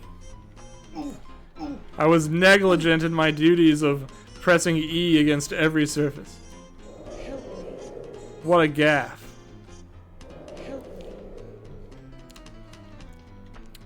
Alright, so let's go back to the yellow-orange key door. Luckily, I think it's pretty close. It's this one right over here. What do we have? Hey, gorgeous.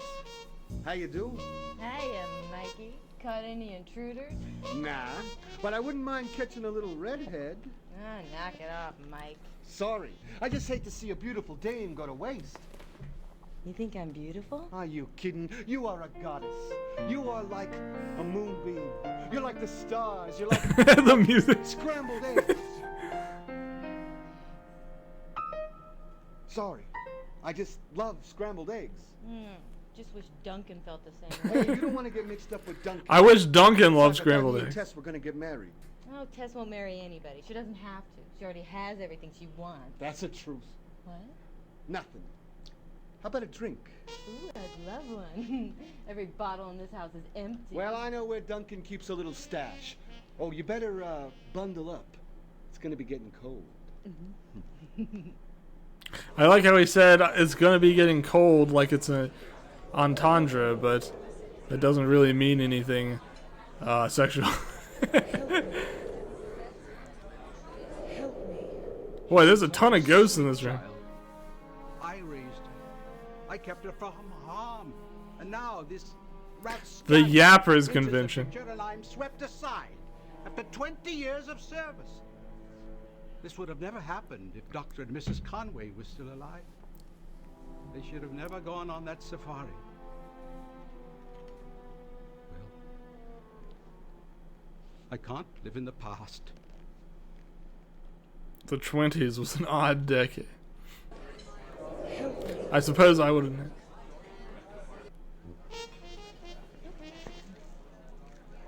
You'll never believe this, but one of the maids mistook Miss Conway's Egyptian clock for a vase. She put flowers in it and filled the thing with water. It leaked all over the place. It's got more holes than Swiss cheese. We're just lucky the water didn't damage the floor. Good Lord. Tess would be furious. You know, I think she loves that clock more than Duncan. Yes, I've noticed that her interest in Mr. DeVries has waned since he obtained the clock for her.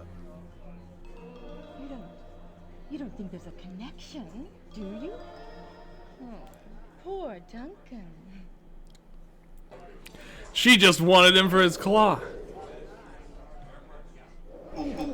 Many such cases.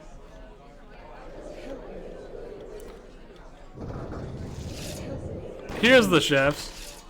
We found the cheffer. These guys have a very funny death noise too.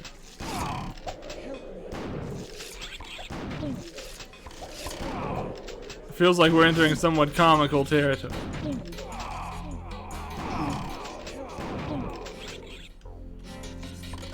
It's really funny if you light a fire on these guys and they just make that noise over and over. I think this is a classic case of too many cooks in the kitchen. Whoa! That's a lot of damage. The fires here will certainly do a number on you. Whoa, did you see that? The yellow health orb just moved out of the way. I was about to pick it up and like a thing comes under it and moves it so that you're not grabbing it. That's mean. That's a nasty trick. I didn't think you had it in you, Killing Time. I guess I should have known from the red damage orbs.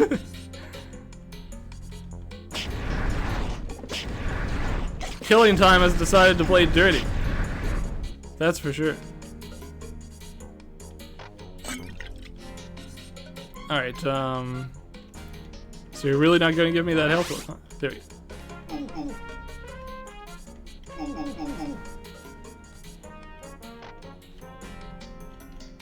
Fun little music track. I need the red key.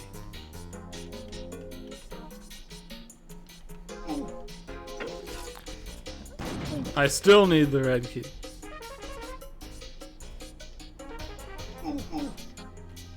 Hey, what do you know? The red key. It is sealed by powerful magics. I guess you probably need like all 10 of the idol parts to open these doors. Have I ever played Luigi's Mansion? I actually haven't. I've heard a lot of good things about it. I've never played any of the Luigi's Mansion games, and they've remade them or one time by now at least. Maybe one day I will. What do you think of Luigi's Mansion? I suppose this probably has some similarities to that with the variety of evil creatures swarming the mansion's environment. Although I rarely use a vacuum cleaner and prefer a shotgun. It's fun. Good to hear. Yeah, I've heard pretty good things about it. I've got one friend who absolutely swears by him. I feel like it's, for whatever reason, I don't play a lot of Mario-type games. Although I really like, I liked 64 growing up. Let's see. Just asking because each time you search in this game, you make an oof sound. I guess Luigi was a boomer shooter guy too, huh? The classic hallmark of a boomer shooter. We do a lot of oofing here on AIM Channel. And when you search in Luigi's Mansion, you hump the furniture. I see. he's being very thorough in his search. Huh? It's weird that those enemies don't seem to notice you right away. I feel like most enemies are just constantly walking towards. We don't really want to get cornered by them. You know, I had a dickens of a time with those bugs. I sent an exterminator into the cellar, but he never came back.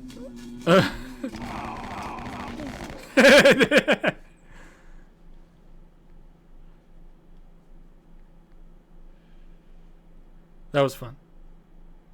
I liked the lighting suddenly increasing on that guy so we could see him getting shot at a distance. It amused me. Alright. I wonder if we're ever going to like encounter any of these ghosts we're seeing as like bosses or anything like that. Or if it's more just a storytelling thing.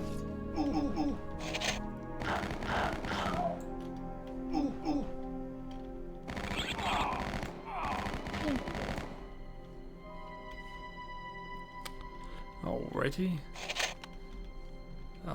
Let us check the back of this place, which seems to be of interest. What is back here? I'm getting up towards 70 hours in Metaphor, so I wonder if that means I either have 1 or 2 big events left to do, I imagine. Oh, here's a new enemy type. It's a creepy, like, teacher lady?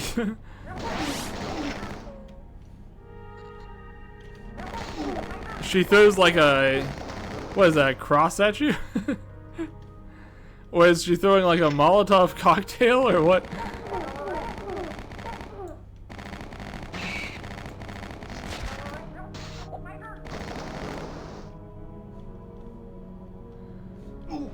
I feel like she's calling me something nasty.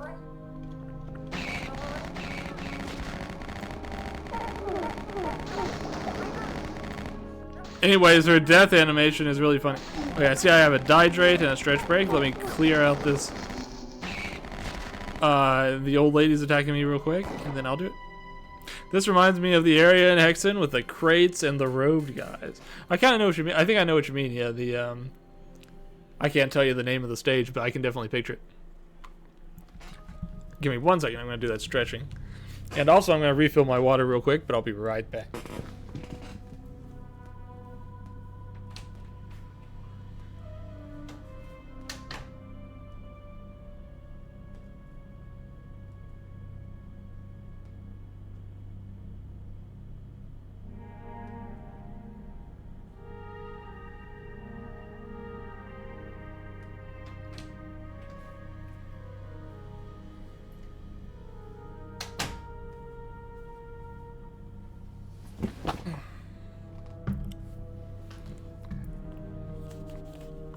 Yeah, I feel like our progress is picking up a little bit because the map has been pretty helpful.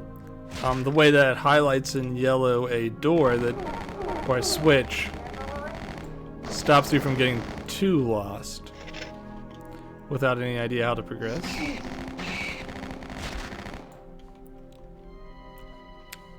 Alrighty. Let's see. Any more weird old ladies in here? I want to take a swing at me?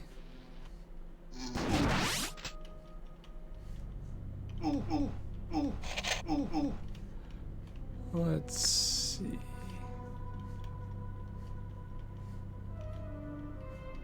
Man, I haven't drawn anything in a while though. I've been pretty busy working on my visual novel. I've had an announcement I've been planning to make for a while now, but I just haven't been able to quite wrap up the part I'm trying to work. But progress is actually coming along pretty well. I'm really hoping I'll be done with the Chapter 1 material and ready to release it all before December ends at least. Maybe even November, we'll see. Just curious, who is my favorite fictional character of all time? Boy, that's a tough question. My favorite fictional character of all time. I really like Faust from Guilty Gear. He's pretty high on my list. I was so obsessed with Faust from Guilty Gear that when I was in what is it? Middle school. I probably filled an entire notebook with nothing but Faust drawings. And I still think he's a really cool character. I think I'm dead. I think I'm actually about to die. I took too much damage. Let's see if we can find some health orbs somewhere. Here's 23 health, but we're gonna lose it as fast as we got. I feel like these ones that throw these flaming bottles are especially dangerous because you can't afford to stand in the fire at any time at all or you'll be in trouble. I have a feeling that what we are seeing here is like teetotaler ghosts.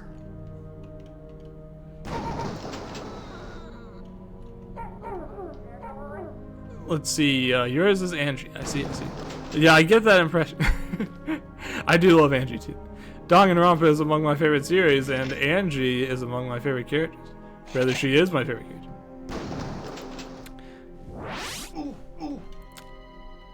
Besides that, I know I should really have a pick from Umineko too, with how much I love Umineko, but I can't think of exactly which character it would be.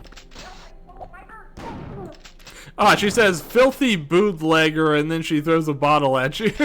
So I think she is supposed to be some sort of, like, teetotaler. She's like, here to, take you out on the name of prohibition. Surprising. Didn't think we would see something like that. But I suppose the time period lines up. I really need that health, so I need to figure out how to make my way over there. But it's not easy. Can we approach it from the back, maybe? I wonder if there's a certain number of these you need to hit, and then something will open. Mayhaps. And if that's the case, I wonder how many more of them I need to hit.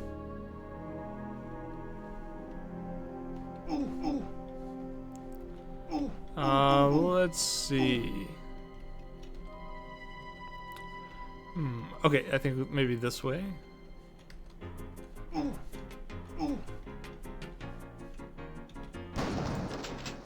Bagoosh.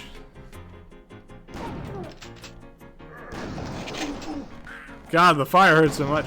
It's crazy how much more the fire hurts than anything else in the game.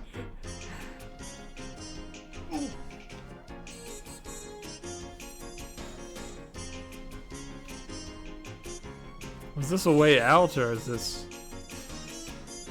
Or are we kind of going in a loop? It's funny because you can't see dead bodies to tell you where to go when you're fighting these teetotaler characters, because they will, their bodies vanish.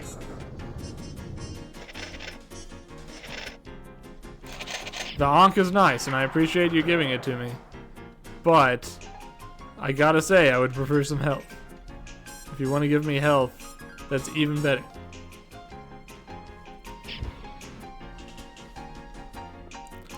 Got a big gas canister.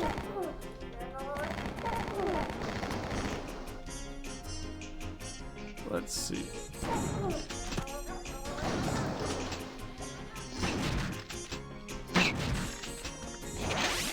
They don't move too fast, so at least there's that, but they hurt like crazy. I wonder if these enemies take more damage if you shoot them in the head. I'm not sure if there's that kind of hit detection in this game or not. We gotta be careful not to stand on top of any Molotov cocktails too, because if those get hit by the fire, they go up in flames and they hurt quite a lot. Redeemed to tell me about hell.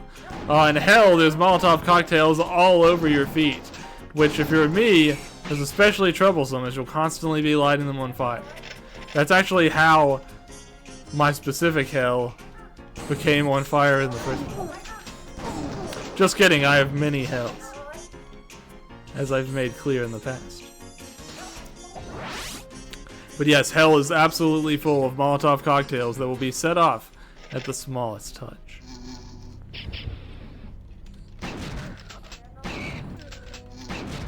Let's see. Oh man, we lost the fancy music. We're back to the uneventful one. Dank. It's pretty dank. I gotta admit. There's a reason I left the place.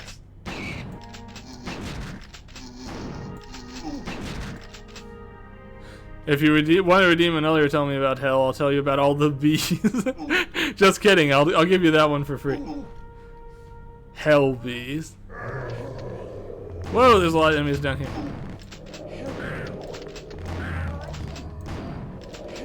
It'll be a while before we get to listen to what that ghost has to say. At least our ammo is still holding up pretty well. They're pretty generous with ammo in this game. I hear the sound of one of those bottle throwing characters, which makes me not want to watch this ghost yet, but we need to. I guess this is like a shortcut or anywhere. We'll find out in a second. Let's watch this ghost. I say, Robert, you haven't been meddling with my specimens, have you? What specimens were these, Mr. Fleming? In particular, my dung balls. You mean those little clots of manure? My dung ball. Those clots of manure, as you call them, were once pushed by the scarab beetles of Amun-Ra. Well, they have ample followers now. Why do you say that? I dispatched them to the sewer. Would you get me a plunger, Robert?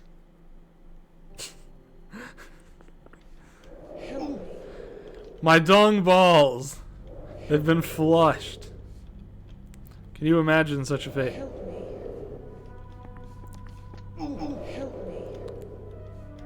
I keep hearing someone cock a gun, so I guess there must be more of those. Yeah, there's a lot of them over there. Why are there some dead enemies already in here? I think I must have peeked in and done just a little bit of fighting here earlier. Well, there's a scarab there, that would help.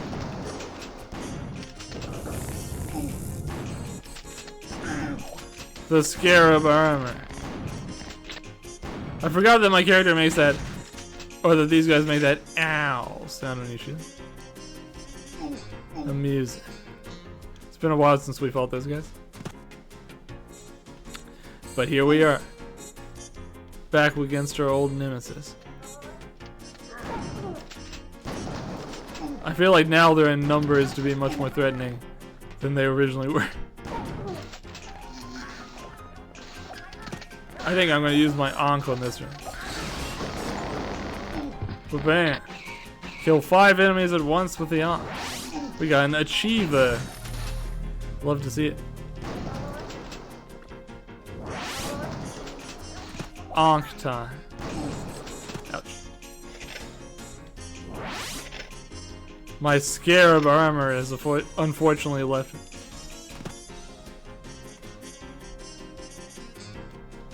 Here's a Tommy gun if you somehow didn't have a Tommy gun yet. These guys are dropping Tommy guns like candy.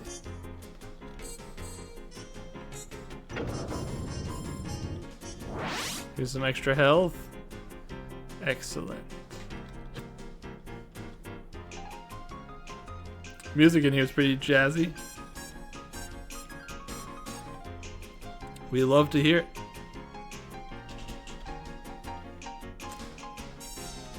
Alright, let's see. Unfortunately, as soon as I say that, it's back to this music. Unfortunately. A little less like music, a little bit more like random ambience. This has got to be a door you can open, right? Why is it not? What's going on here? Okay, I think I've sort of gone in a circle. Did I find a new key? I can't remember. Yep, sorry Heat if you were hoping to hear more of those jazzy tunes. It's sewer time! We're playing an FPS boomer shooter game, which means that there must be a sewer level. And now we find ourselves in the sewers. That's just the way that goes. What the hell is that? Is that a burping bug of some kind? No, it's like a slime. Yeah. It seems like they roll around and when you shoot them, that's their cue to start burping at you. Yay. Could these be the famed dung balls of Amun-Ra?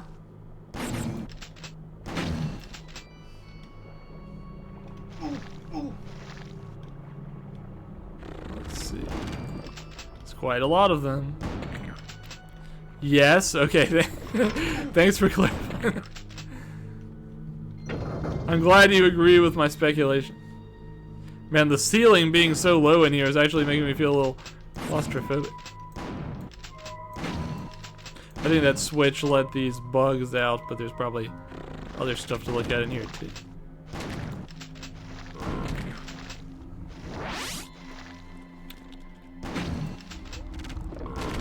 Oof. At least the energy balls these guys spit out don't hurt that much, but they're very fast moving, so they're pretty hard to dodge. And that is troublesome.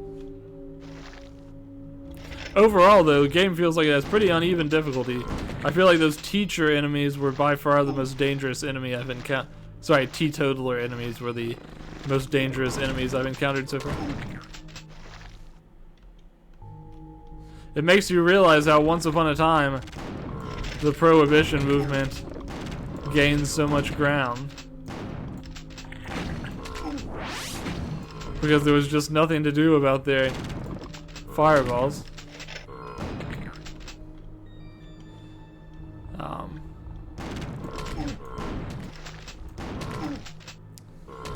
That's annoying. You stop it.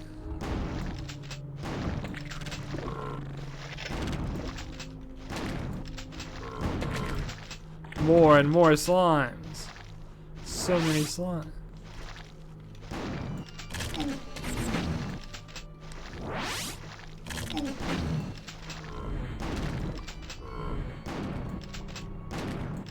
If you're somebody who kind of conserves your ammo and your health when you play a game like this, it must be infuriating to watch me pick up a blue health orb when I'm only at 6% damage. For that, I apologize.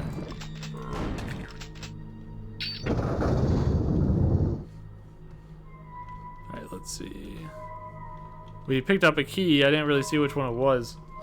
I don't think it was one of the...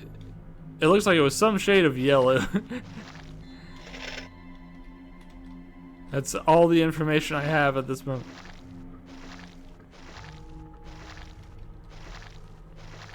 Let's see. Gotta make sure I didn't miss anything in here. There's a hidden wall here.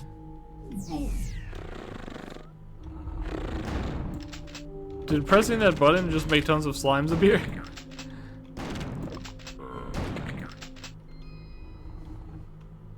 It's funny how many of the enemies in this game look like they could be parallels to Clay Fighter characters. Like that one looks like the Blob, for instance. Let's see. We want to find that doorway I was looking at earlier, and now I'm ready to go through it.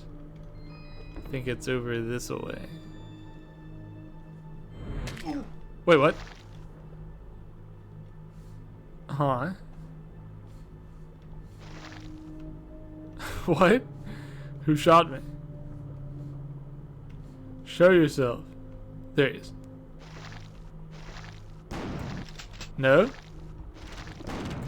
Why are you running from me? Why are there so many enemies here all of a sudden? What is happening? This isn't a new area. Maybe these enemies were trying to catch up with me and I ended up playing like Ring Around the Rosie with them by accident. Jeez Louise. Enough already. What is going on here?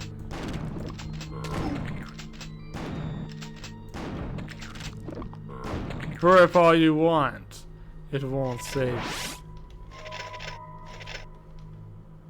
The treasures of the catacombs are mine to wield. Alright. Let's go back over to where I was before that guy so rudely interrupted.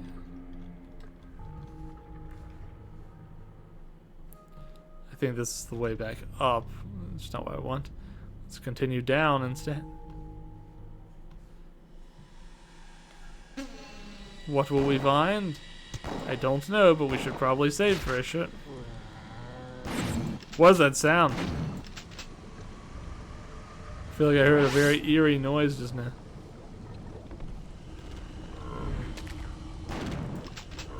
Is there another new enemy type awaiting me?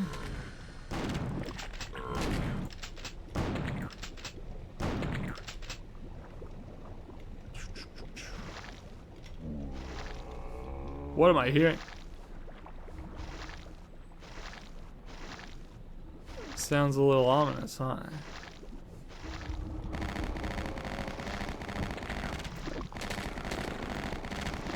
Is that just the sound these blob guys make, or is it some other enemy? Or is it just the ambience? Who knows?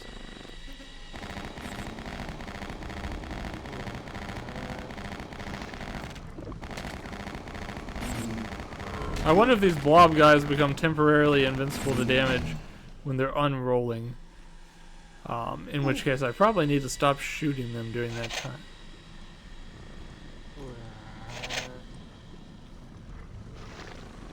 Weird blob noises.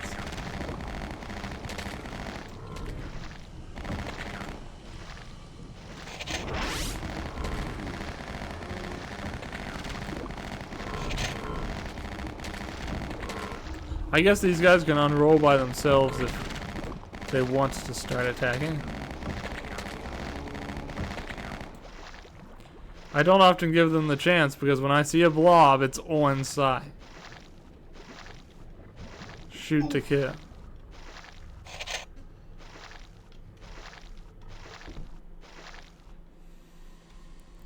just the constant war between me and Blobkind.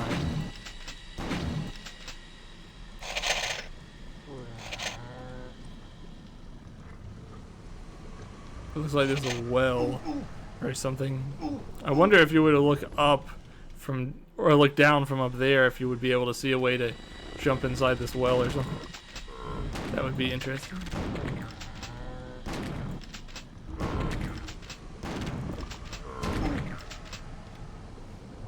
Enough burping. You guys have gotten away with it for too long. Cover your mouth.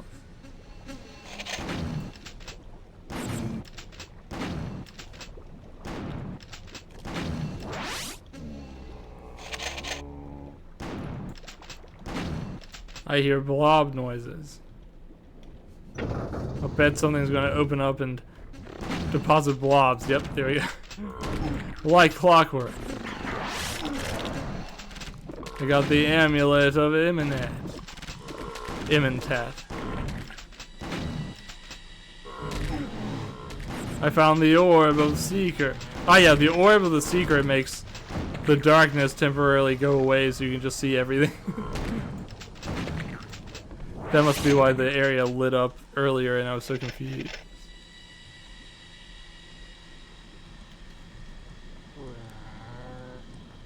I think down means the switch is activated and up means it's set back to its usual position.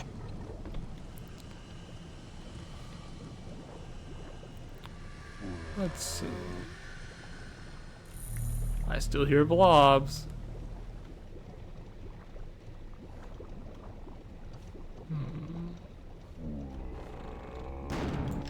I knew it. Blobs.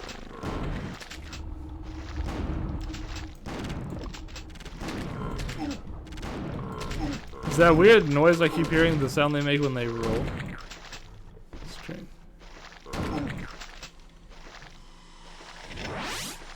You blobs are very frustrating guys.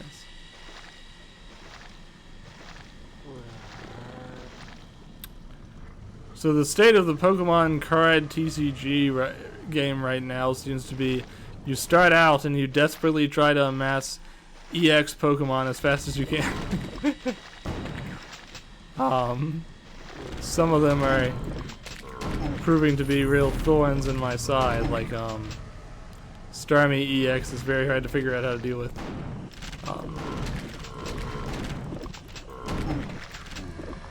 I've got a couple of decks I'm running. I've got an electric deck, a psychic deck, and a fighting deck, and that's really all I've put together so far.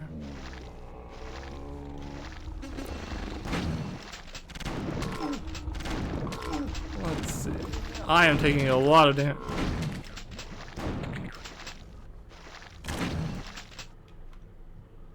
But honestly, if I could make myself just drop the card game, it would probably be for the best, because I'm already not giving Nikki the time I need to begin with. I can't really play the two at once.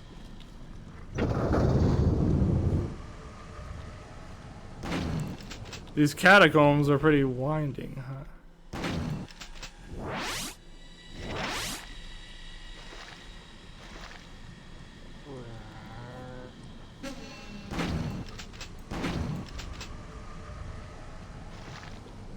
Where is that blob I'm hearing?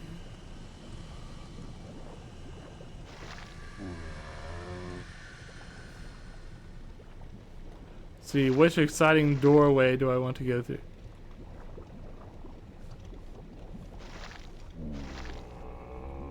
I like how they make that boar sound, and it has 3 different pitch shifts, like a low, a medium, and a high.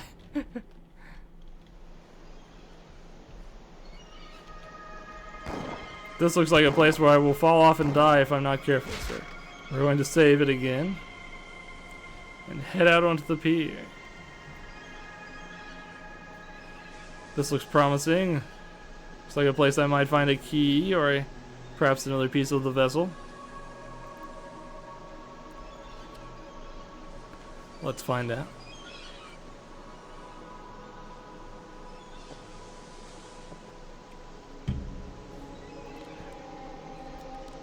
Alright.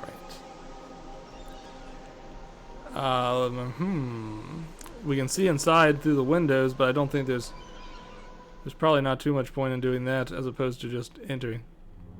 I see the red vessel. Do we need a key? We need the green-blue key, unfortunately. We do not have the green-blue key. I guess we'll have to come back here later. Luckily, it's a pretty easy place to get to, right? You only have to go through the entire sewer for... You can practically trip over it without even trying.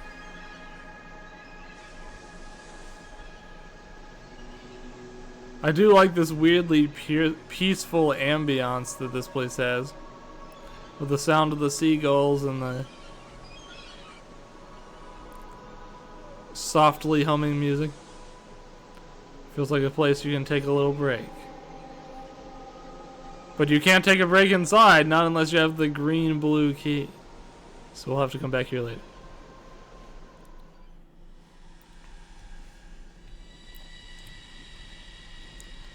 Alright. I still hear blobs around here somewhere, which means that I could get shot at any moment.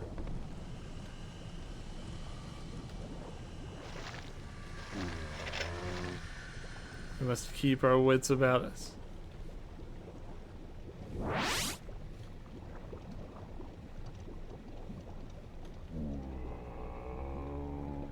Unless that's just part of the ambience. It could be. It's hard to tell sometimes. Maybe they make that sound even if they're dead. It could be. Stranger things have happened. Alright, it looks like we've pretty thoroughly searched down here, at least until we have the green-blue key. So we should make our way back. I think we found at least one new key, but the question is, where the hell do I use it?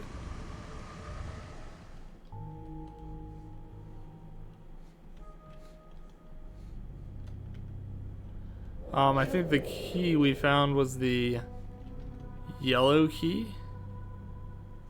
Let's see if we can find a place to use it.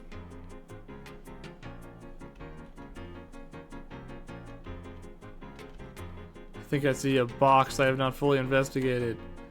Let's go find it. It's nothing. Nothing at all. But you just never know. Not until you go take a look.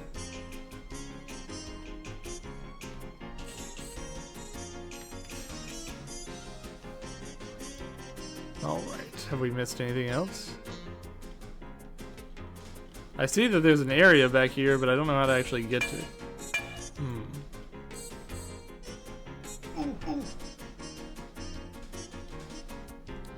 We'll figure it out eventually.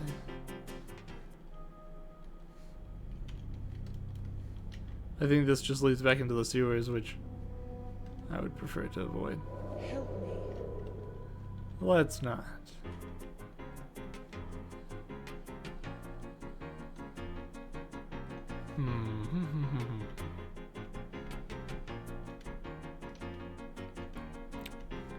Back through the maze of boxes.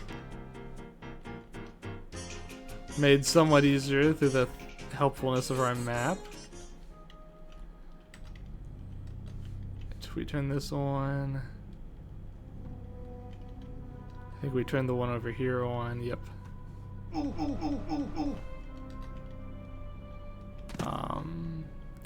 We didn't turn this one. Did that get him? All right. It looks like we may have raised a platform here in the middle. Yeah, we did. Nice. There's a key. It's the green-blue key. I think that's the one we needed at that door in the sewers. If anyone knows otherwise, be sure to tell me now so that we save ourselves a trip all the way back. But I think it was the green-blue key. Or the green-yellow key? I don't know. We're about to find out.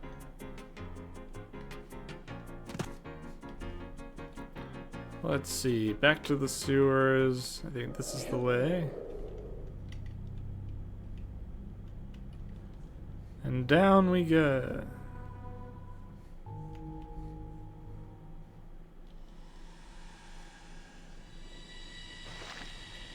Sewers level 2 is where we are currently. We need to go deeper. We have to go deeper.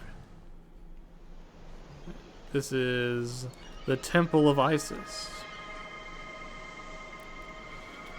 Let's see. So we go through here. Hopefully this key is the right one. I have a feeling that it is. It's interesting though, because usually I've been finding that the keys respond to a door fairly close to them, which makes me wonder if I've just been missing keys other places somehow.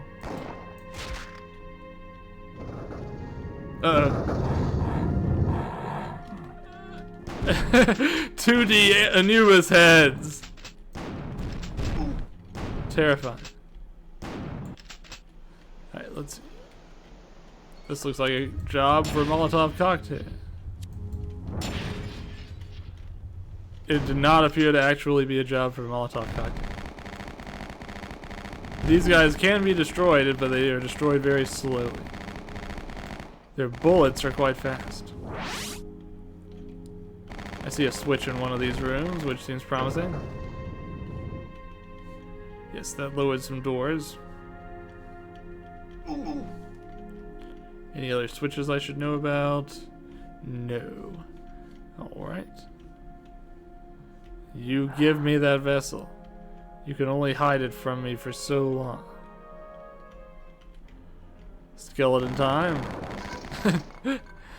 We love a 3D animated skeleton. One of life's simple pleasures.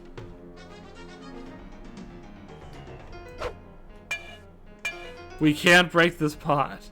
My day is ruined. My joy and optimism gone. The pot looked so imminently breakable. You say you feel like the geometry in this room is weirdly smooth. Are you talking about up in that first room? The textures or something. Yeah.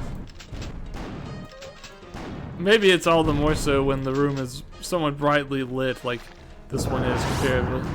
Jeez Louise.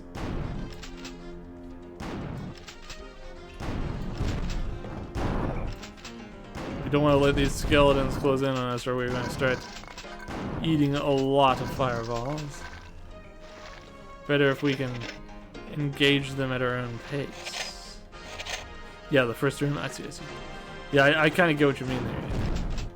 We'll take another look at the geometric nature of it when we head back outside. I feel like that Anubis suddenly went crazy on that skeleton. Strange. I love the random party whistle that sometimes comes up in this one. Mario Party-ish. That's a skeleton, not a statue.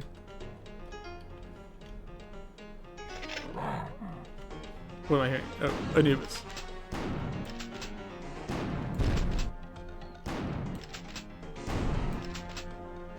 Alright. Let's see. There's a way down right there, which is probably useful.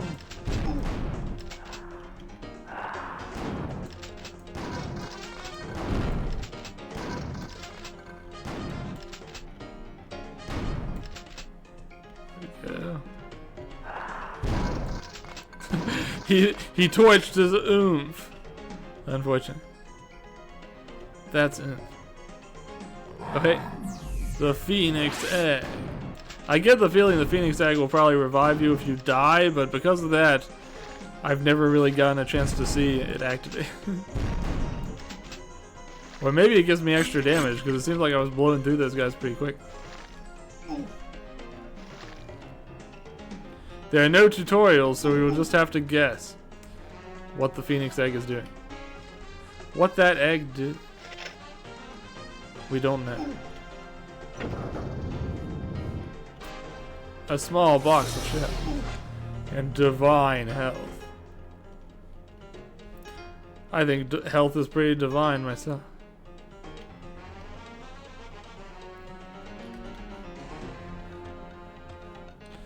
Let's see. These skeletons do not make a lot of noise until they actually die or throw a fireball. So they could still be sneaking around here somewhere, and I just don't know. Right. Let's see. We'll go ahead and head down that staircase. Now seems like a good time.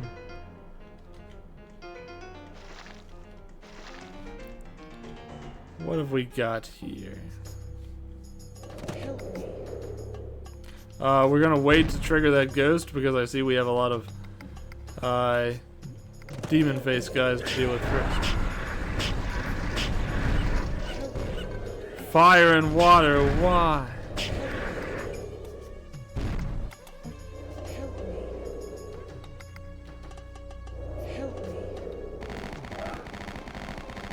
Why don't you help me, bro?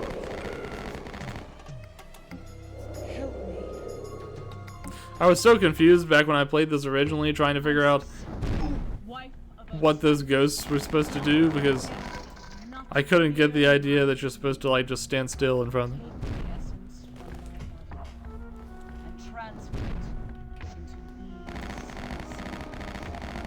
Just as the parts of Osiris were scattered throughout Egypt. Osiris traveled the Nile sealed in a chest. So goes my heart in a similar box. Hear my words. Leap like a mouse running in the field of reeds. He who is Kepri at dawn, Ra at noon, Atum at nightfall. Yeah, we've got quite a puzzle ahead of us.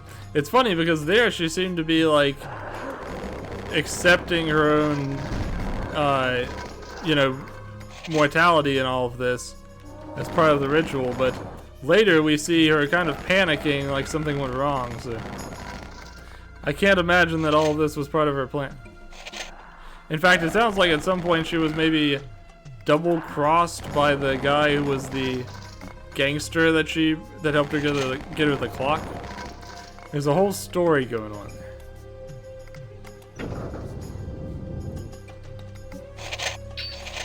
Found the yellow-green key. I thought I had the yellow-green key. I must have picked up the yellow-orange key earlier and mistook it. But yes, now we have the yellow-green key, which will be useful. I'm sure. I think we've seen a place or two that uses that. It might be the greenhouse that uses the yellow-green key. We didn't have a way in there earlier.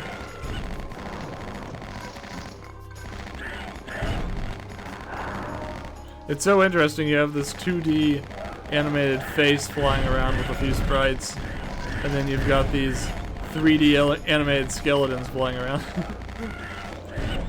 I find that the mix of different styles and killing time is endearing. You understand why this isn't done very often, but it's amusing to see it done here. Of course, here they're very, very like high fidelity, but in the original they were such like blurry pixels that it was pretty hard to tell what they were. But that had its own kind of charm too. It was a game that was ambitious, but perhaps not totally correctly conceived.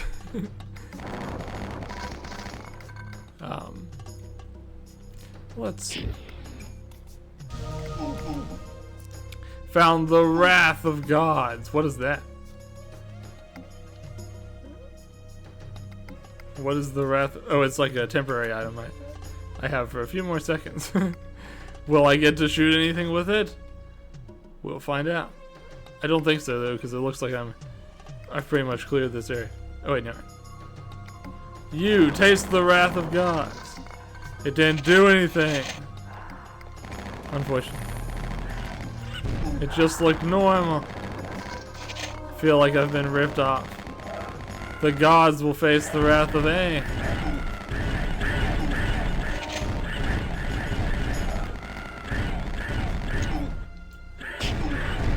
Man, I remember when I first picked up like temporary health, I thought I was gonna have it forever. Because I'd been taking so little damage, and then right after that I feel like the difficulty spiked such that enemies are hitting me quite often. Very different. than how it used to be. It's funny to me when the skeleton flinches a little bit when being slightly shot with the shotgun. You can tell he feels it a little bit. In his bones, mostly. Alright, let's see. There's still something in the center there we need to look at. There's also still a skeleton and many faces.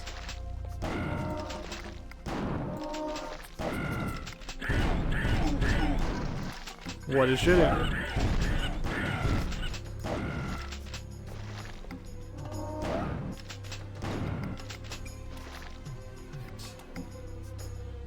Let's see, I see a switch.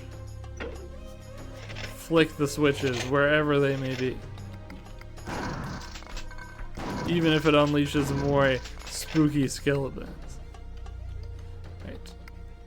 What else we got? I think that cinder room still needs to be fully investigated. I hear an enemy somewhere, but he's gonna wait till I'm not looking to pop out at me. Whoa! They were hiding inside that very red room. You guys okay in there? Nice. The winged vessel, hands. We're making progress. Alright, let's see. Still one little corner back here I did not investigate, okay. Nothing important. I see there's a path to our left here.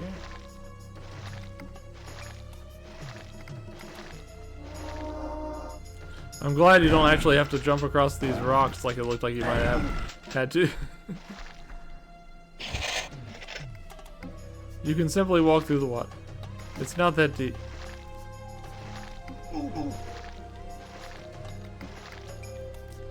Alright. Flick the switch. Here's an old school boomer shooter elevator. Flick this switch. Let's save it since we haven't done that in a little bit. I wonder where this came up. Let's find out. Oh, hey, it's a shortcut back here. That's good because it was pretty hard to reach this place the first time. I think this is the Temple of Isis.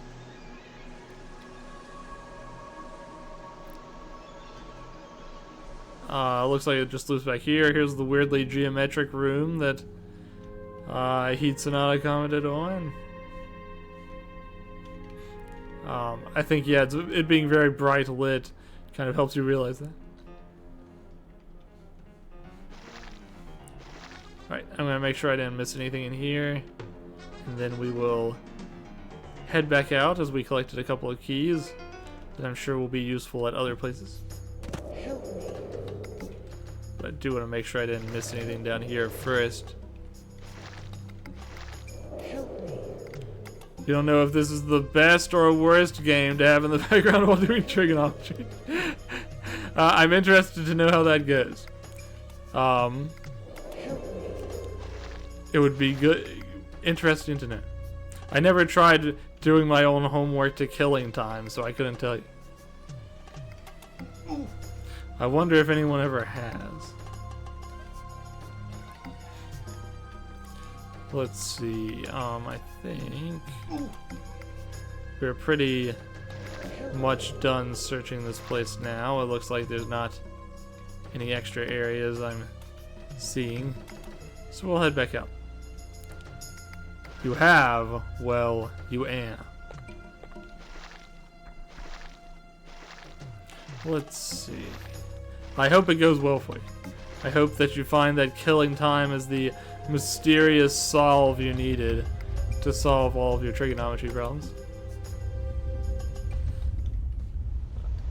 Okay, so I think we've pretty much finished everything at the Temple of Isis.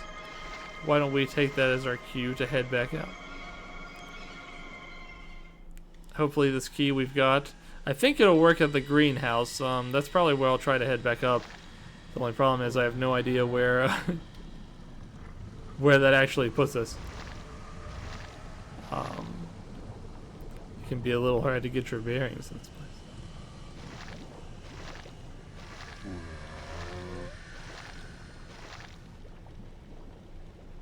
Ominous blob noises again.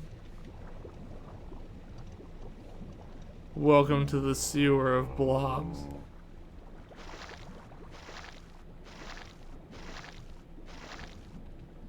I think actually the trick here is you don't use the staircase to get back up. You have to go back here and go further up the same staircase. Yeah. There we go. Alright, let's hope these keys will help us unlock more of the mansion. Help me. I can't believe that's not a door. Help me. It's so strange. There must be a switch somewhere that opens it up. I don't know, if that was the case, you would think it would be yellow on the map. You assume there was a path that was blocked off down there and not just undiscovered. Sorry, I've been moving around so much, I'm not exactly sure where we're referring to as down there anymore. Unfortunately. There are many paths all over the place. It does get a bit winding. Let's see. I feel like I'm detecting a door here somewhere. There we go. Neat. Let's see, basement, sewers, whatever. So let's see, we did do quite a lot of different pathing in the sewers. This is still sealed by a powerful magic. Okay, it looks like the red key will work on this door at least. It seemed to me like we got the sewers pretty exhaustively though. I didn't see any doors left locked by the time we left. There's an interesting thing up here which implies you can drop down later, maybe. It's time for more chefs. The chef special.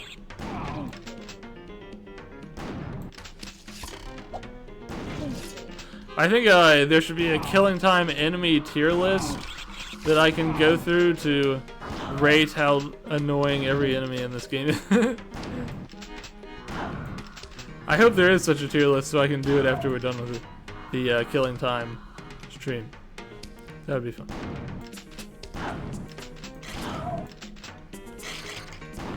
People make tier lists for everything.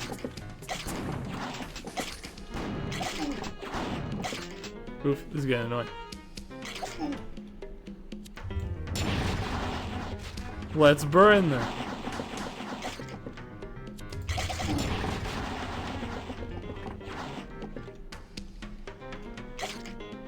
Alright. You can have the old school gun. Let's see. Oh, I see. The pantry was full of bugs. How whimsical. Just like a real pantry. A poorly kept pantry, that is. A knife? It looks like I actually just got the achievement for collecting all of the weapons in the playthrough. So this must be the final weapon. I wonder what the point of the knife is. I already had a crowbar. Maybe it's like a slightly stronger melee weapon. Interesting. Or maybe it's used for some very specific purpose. I guess we'll find out. It's weird, I see a bunch of ammo and stuff back there. Oh, there we go. You have to crouch to get over it. Ironically.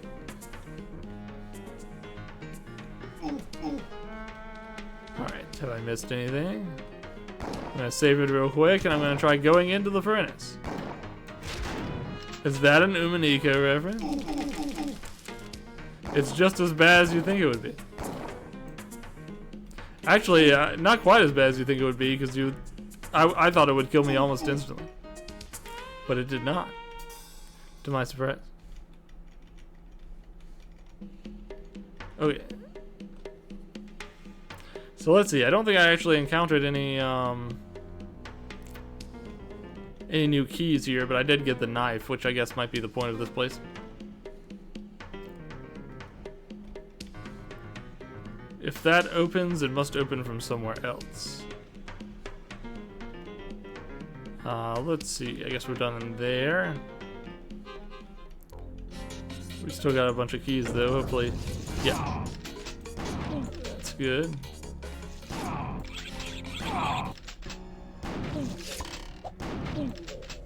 There is an animation for the projectile of that knife coming at you, but it's so fast that it's hard to even really get a glimpse of it.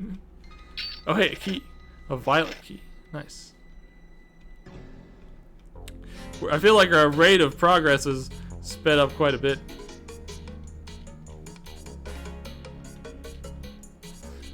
I was hoping there would be something over there. I felt kind of clever for getting behind that.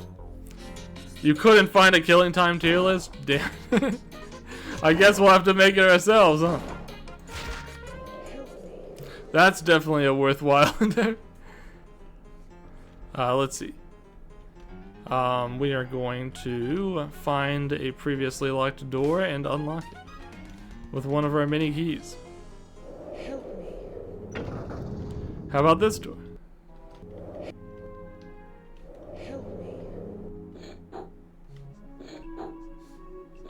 What type of enemy am I hearing? I see skeletons, and I see zombies. I hear a clown! Tickle, tickle. You did find one about which V3 characters you want to survive and have confirmed. I would volunteer myself as a tribute to save Andrew.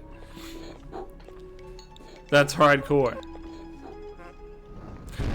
I'm a little confused though. Are you saying that you're on the tier list? Or are you saying that one of the tiers is I would sacrifice myself to save this person? Why? Why are they doing that? Stop that. You're not close enough. Don't you understand that?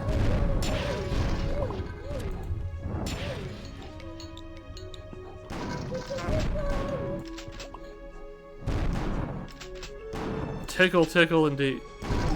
That is one of the tiers. Okay, understood. Got it.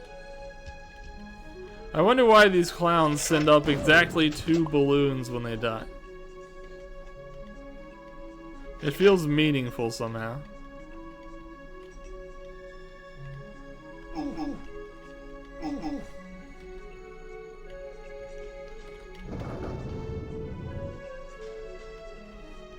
I actually have too much on camera. I can't carry any more on camera. I should really remember to use that when I go into one of these crowded rooms next. I think I almost missed something. Let's see.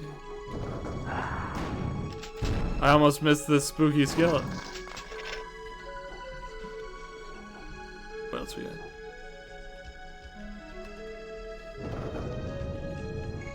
Alright. Let's get back out of here. 99 red balloons were planned, but there was a copyright issue. I see, I see. Imagine if that whole song went 2 red balloons. Imagine how much less melodious it would be. Truly terrifying.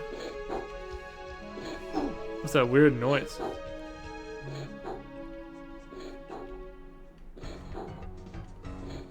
I wonder if maybe it's the sound of like a clock, a giant clock, because I know there was supposed to be a clock somewhere that was her pride and joy. I think I heard one of the stupid clouds somewhere around here. Dihydrate and a stretch break. Good idea. Wait 1 second.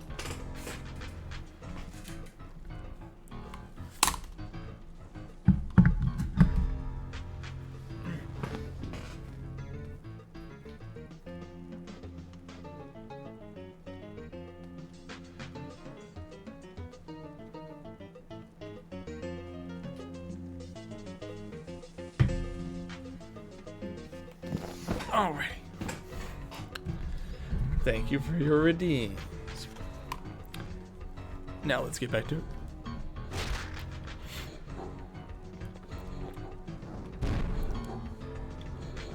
I don't know, I'm starting to think that's not a clock, but rather some sort of enemy, because I feel like the number of the sound is larger than I originally heard. Like I'm hearing several of them going at once.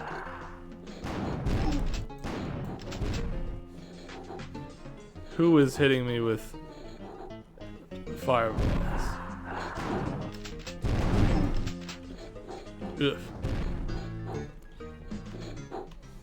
Let's back up a little bit and see if we can figure out what that cloud is, because that will be a big damage source if we're not careful.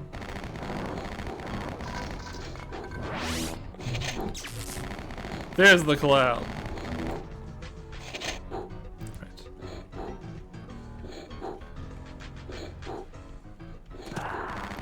I wonder if that sound is actually just the sound of the cloud guys.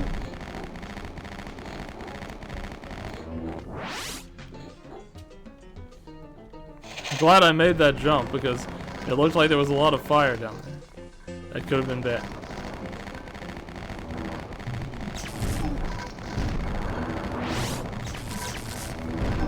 There's something about the Tommy gun in this game that feels like you're giving enemies a light sprinkle. Oh, sheesh. It's 2 clouds.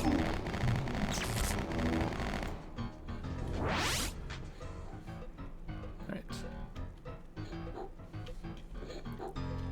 Jump over here, and while I'm looking at it, let's go get that ammo there. That's weird. Was that? I could swear that that skeleton just now was smoking a cigarette. It looked like he was holding up a cigarette to his lips. His non-existent lips. Strange. Am I hallucinating things? Chat, is this real? Oh, we've got a raid. Hey, Ginny, and hey, Pud, Nox. Hope you guys are all doing well. We are killing tons of skeletons inside of a burning library, and it's rather harrowing. Hello, what side? Let's see. Did it shout you out, or do I need to do that manually? Let's see. I'll give you a shout out. Hold on 1 second. Yeah, we're having lots of fun with the ancient Egyptian riddles of killing time, by which I mean being very lost most of the time. But it is fun. I hope you've been having fun as well. What have you been playing tonight? And did you enjoy it? I've been enjoying Killing Time Resurrected. I'd played the original and never quite beat it, so it's been a fun opportunity for me.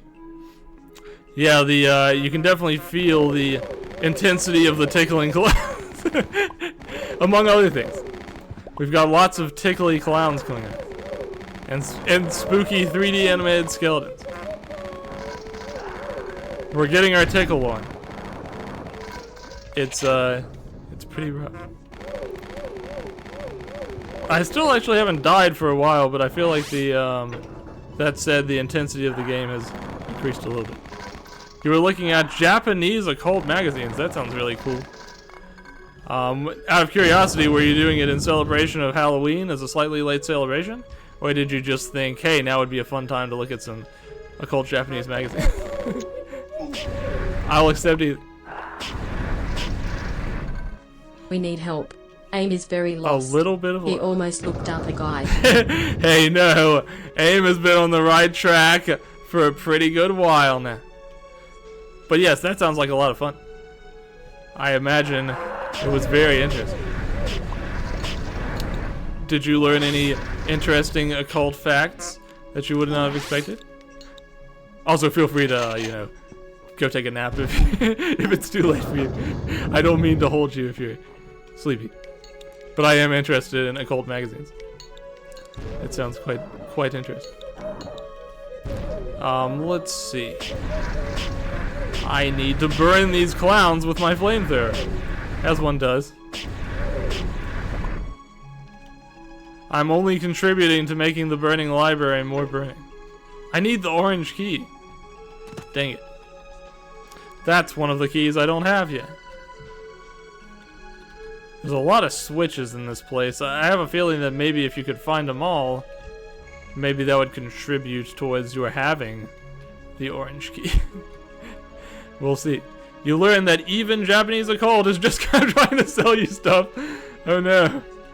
That's very unfortunate. I feel like a little bit of my childish wonder has died. But sometimes that's just the way it is.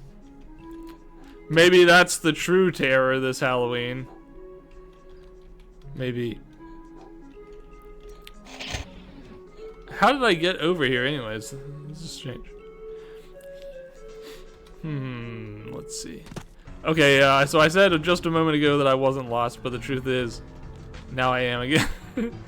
The good news is we still have lots of keys I haven't used. Oh, the orange key! I walked right over it a second ago. Well, lucky thing I backtracked a little bit then. Let's go use it. There was stuff about Obama Kamala in it, so we skipped that. What? In the Japanese occult magazine? I was picturing this was like an old magazine. I didn't picture it was a recent political statement. That's bizarre. It's from this month. I see.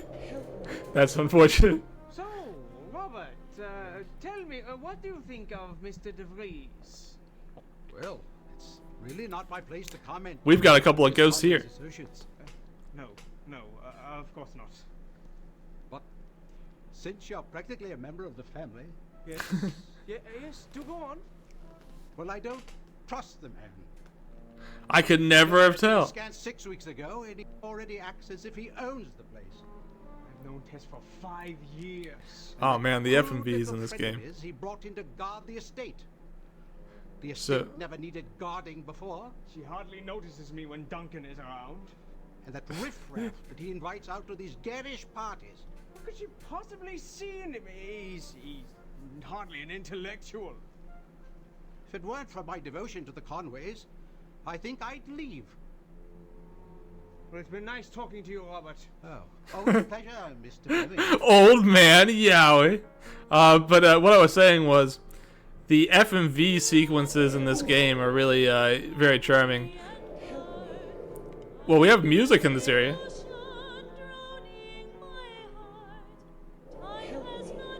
That's pretty cool.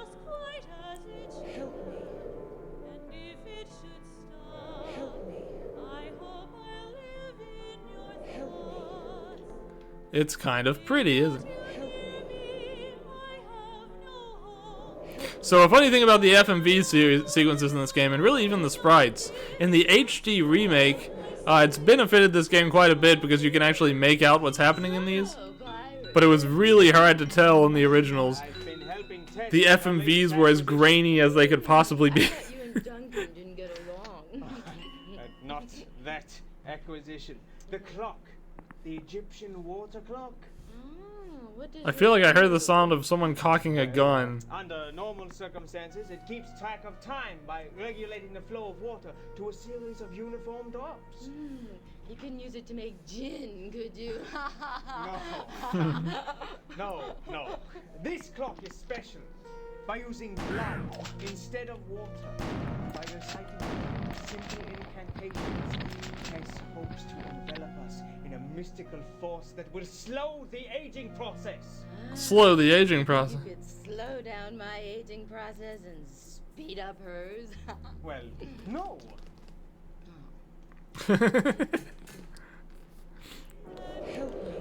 Flirting fail.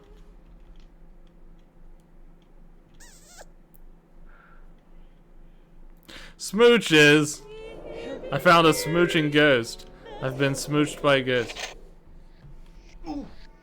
Didn't think that would happen this stream, did you? We're full of surprises.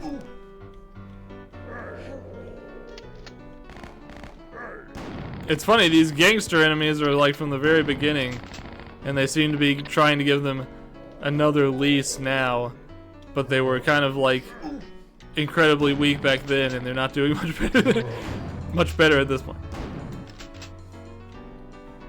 We've got the red damage orbs that damage you 20% if you pick them up. It's funny that they made an option where you can turn that off, because it's just such a goofy thing that happens in this game. Very silly. I feel like zombie is trying to punch me, but he's not on the same floor as me, so that's not really working out for Important tip. Try to be on the same vertical plane as the person you're punching. It usually improves your odds, in my experience.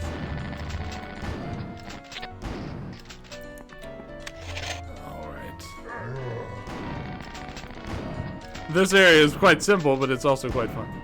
It's funny that we have a little portion of unburned library at the back of this library.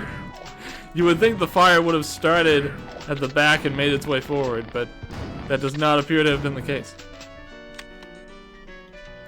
I think I see something interesting down there, but what? It's another piece of the vessel. The Vessel of Eyes. And the Wrath of Gods. You know what? We've almost collected every key now. That's pretty cool. At the beginning of the stream, we had only collected 1 of the 10 keys, and now we've collected 8. That's pretty awesome. I thought we were going to make very little progress this stream, but it's been going at a pretty good clip. We're also at about 3 hours now, but I don't feel like stopping yet. Let's go a little bit further. It's Friday. I don't have a bedtime for work. Let's live a little. We got a green key. Nice, nice, nice. You finished your trig homework. Congratulations. I guess this is proof positive that killing time really does help you with your with your trigonometry. We wouldn't have expected it, but it turns out to be the case. That's pretty exciting stuff. Thoth, Thoth, god of the moon, body of a man, head of a baboon. Here's a lovely song about Thoth. You say, no boss to give you shit if you sleep in tomorrow. Exactly. I do have a movie I want to see at 1 o'clock. I'm going to go see, what you call that movie? The one about, the church that's currently in theaters that came out like last week. What's it called? Conclave. Yeah, I'm going to see Conclave tomorrow at 1 o'clock. I'm looking forward to it. Conclave, exactly. I'm looking forward to it. It's got an actor that I think is pretty good. It's got a little bit of church intrigue, which is always of interest to me. And I've heard pretty good things about it.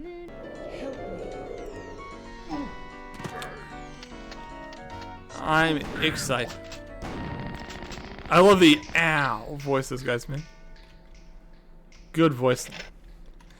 Alright, now I'm starting to feel just a little bit lost, but we did get a new key earlier, so it's a pretty good likelihood that what we're supposed to do is actually elsewhere. We might need to leave this area for now. You know, one thing that's weird is I've seen so many doors that have to be unlocked using all of the vessels. So I guess once you finish assembling all the vessels, then you have to backtrack through the game and go through all those doors. I have a feeling that that's going to be rather time consuming. But it is what it is. It's fine. It is still sealed by a powerful magic.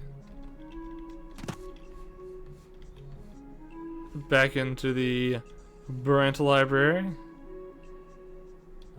We need to get back out to the front if we can.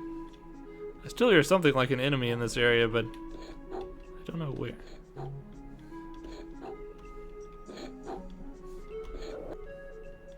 Okay. I wonder if we have the key to go through here yet. Let's check it out. We do. Nice. I wonder where this leads. Looks like we are in the hedge maze. Ooh, that sounds like we're gonna get lost for sure. I have a feeling I will be referencing the map generously in this upcoming area. But first, let's learn a little bit about the hedge maze. Come close to me. Let's play a game. I'll give you a clue you think of its name. And then look for the object, and when it is found, you'll be one step closer to leaving this ground. Excellent. Help me. A box in which you might take heart. A box in which you might take heart. I see a boxcar for a train. I have a feeling this would have been pretty difficult in the original grainy graphics. I have a Jack in the Box. And I have a, like, treasure box, which sounds right. Let's see. Some unusually cut hedges. And a ghostly garden. Straight out of Scooby-Doo. Let's wait for the red orb to disappear because it only wants to hurt us. And what do we have here? 2 harmless animals for each leg of your journey. 2 harmless animals for each leg of your journey. I see a pair of frogs. Wait, how is a treasure chest a box in which you might take heart? Well, we know that she carried put her heart in some kind of box according to that ghost we saw earlier. And I suppose it just makes more sense than a Jack in the Box or a train car. So we should just be picking whichever makes the most sense. Give me that hint one more time. 2 harmless animals for each leg of your journey. 2 harmless animals for each leg of your journey. I have a feeling that maybe this would be the cows, because if you, I don't know, 2 harmless animals for each leg of your journey. It seems to me that they're the more productive animals. I don't know.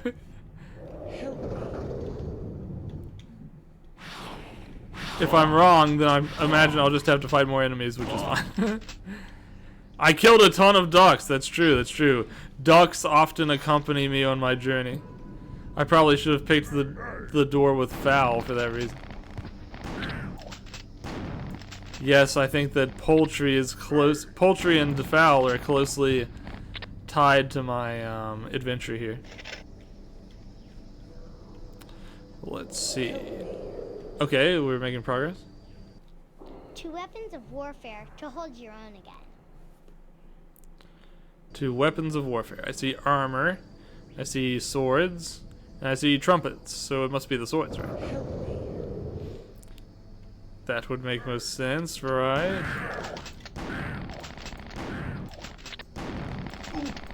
That's a lot of Tommy gun, guys. I might better start using my other ammo, because I'm actually starting to run out of Tommy gun. Oh, I must have picked the wrong answer. This appears to be a dead end. Really?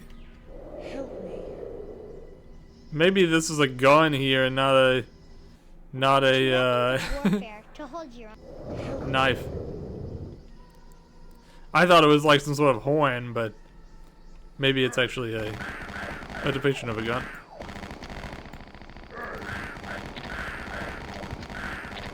If so, it's weird that it doesn't look like my pistols, which have 2. That's weird. There's nothing here either. Maybe the prize here is just equipment and not actually keys or anything. I don't know why the armor would be the right answer, but let's just check what's back here anyway.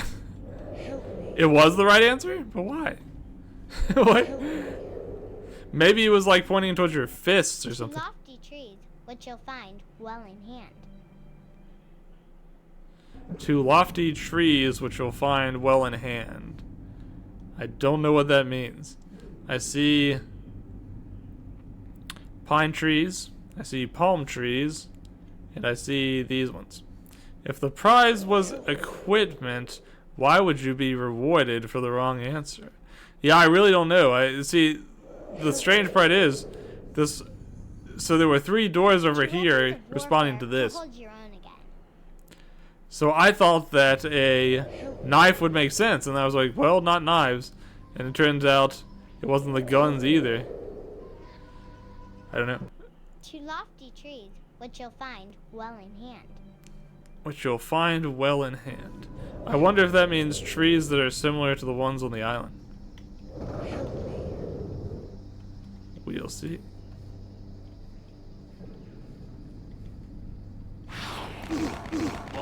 It's just a garden. Just a bunch of garden. I feel like I'm not understanding the riddles anymore. Two lofty trees, which you'll find well in hand.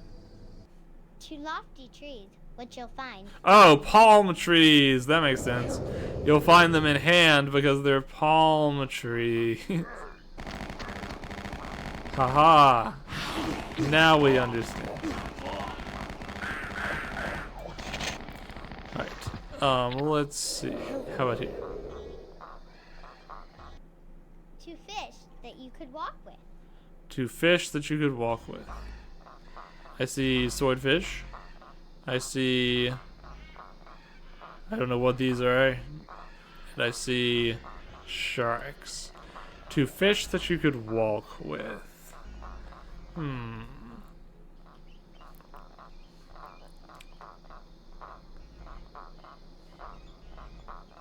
Let's see.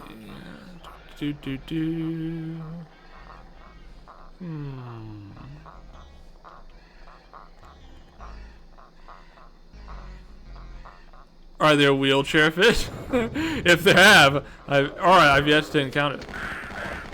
But it's an interesting idea, isn't it? Imagine seeing a fish that makes you think, when you look at it, that's the wheelchair fish.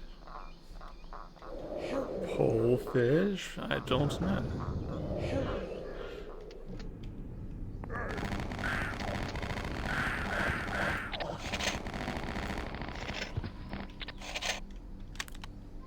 I'm experiencing the simple gamer joy of solving a quiz but not really understanding the answer. A globe that will get you ahead. A globe that will get you ahead. I see Earth. I see a bouncy ball. And I see a head of lettuce. That would get you ahead. Haha. Let's commit total gardener genocide.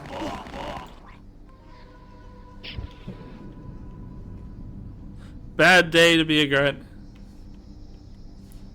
What's back here?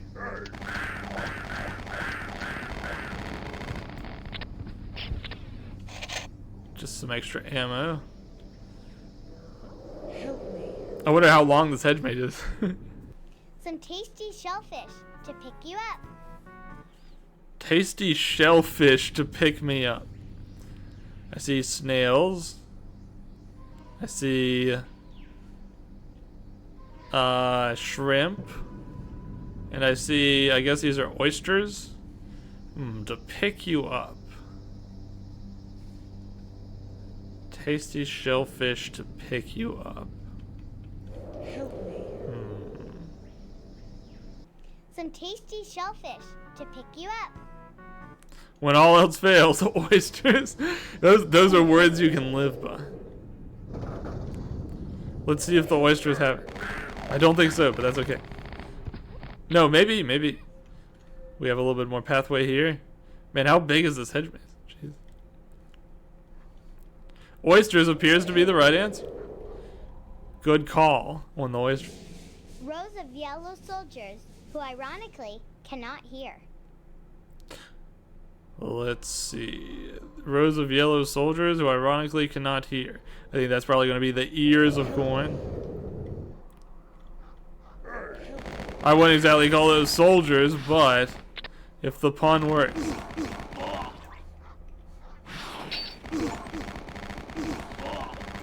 I think I've obtained all of the keys. Nice. Serious progress there. A lisping rodent.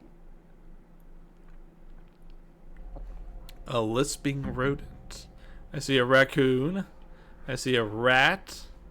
And I see a rabbit. A lisping rodent. What would that mean?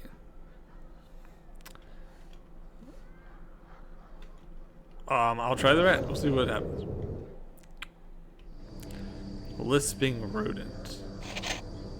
You don't know? You got it. You got some good intuition there. A A vessel gone wide to thin controls the flow of gin. That sounds like this bottle, perhaps. Controls the flow of gin. That's a lot of gardeners. It's funny to think how many like undefeated enemies are going to be left here from me not going down certain paths after getting an answer. Some nice health recovery. 32 pillars that shine when you lift the roof. 32 pillars that shine when you lift the roof. Maybe that means the teeth? When you lift the roof.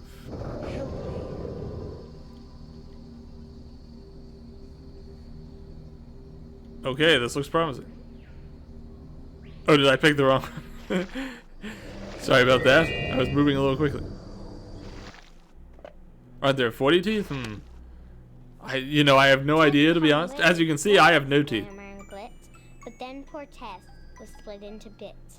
Now we're all stuck here forever, unless you can bring her back together. It sounds like they're saying that if I help Tessa reassemble herself, everybody will be free to go. Imagine aim with teeth. Terrifying. I got an achievement for navigating the hedge maze. Nice.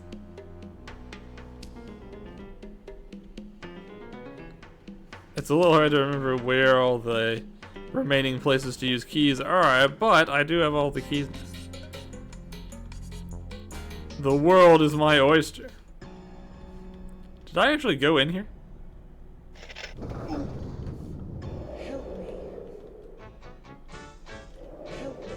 Weird. There was a way back there. Aim with teeth is pretty cursed.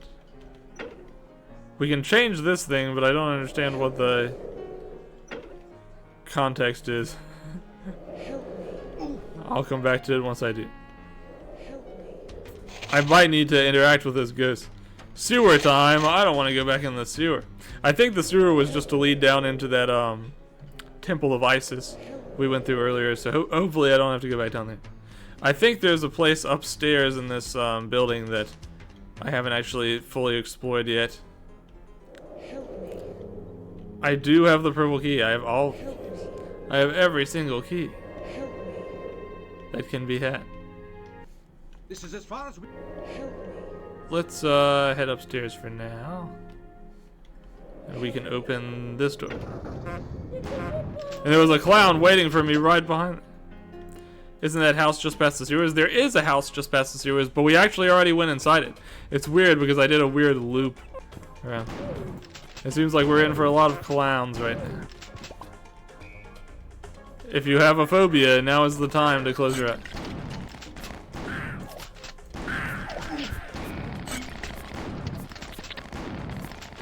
Oh wait, I forgot that these, you don't want to be standing next to those Molotovs because they can go off if they get shot. And these guys are doing a lot of shooting. I think these guys don't hit you at all unless they like manage to fire their entire gun out.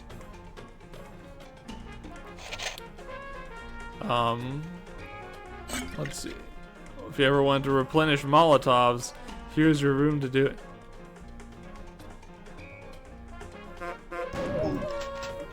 We're getting tickled. Imagine tickling aim VTuber.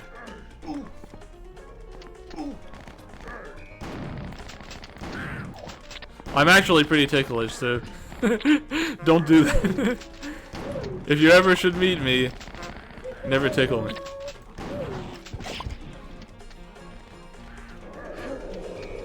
We'll check that ghost in just a second after I've cleared the area a little bit. And we aren't getting shot quite so much. Bugs! I hoped I would never see their like again.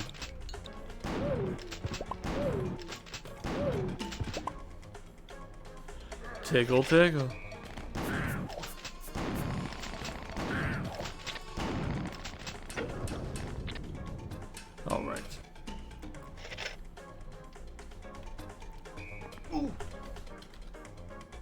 we'll see if we can find the way. Yeah, I think the way's through. It's over there, but let's watch this ghost first. Lydia, you're up late. I just couldn't sleep. I must look wretched. On the contrary, you look radiant. I hear a gun cocking somewhere. No, you're just saying that. No, I always thought you were very attractive. But not as pretty as Tess. Don't bet on it. I thought you were in love with her. Lydia, I'm worried.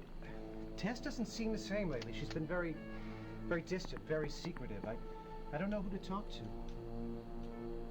You don't know what's going on, do you? Oh, Duncan, I wish I could tell you. Tell me what? It's Tess and Byron. Tess and Byron? Be serious. No, not like that. Tess and Byron are scheming together. What? Tell me. Well, I can't really say, but it has something to do with that water clock you obtained for her. What about the clock? Duncan, can't you see she's just using you? Using me?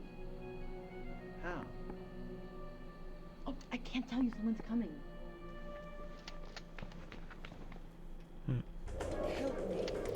It's funny because they're sort of framing this as a mystery that's unraveling, but you can do it completely out of order if you want to, so we already know the mystery involved there.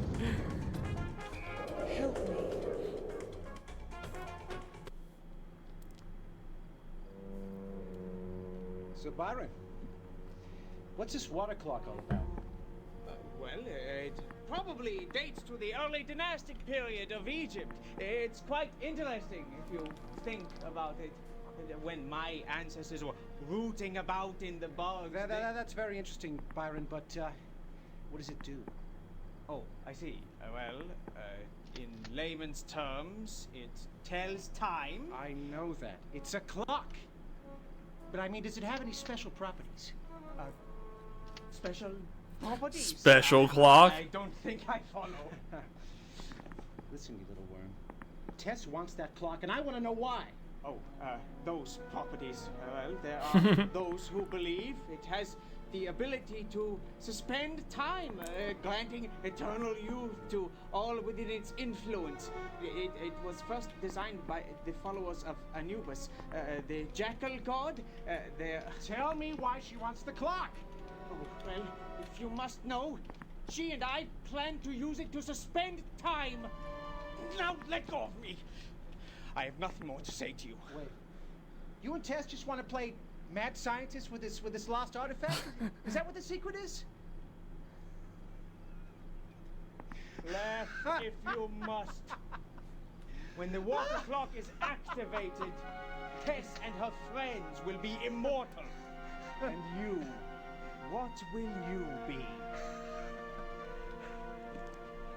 Not immortal? Imagine being not immortal.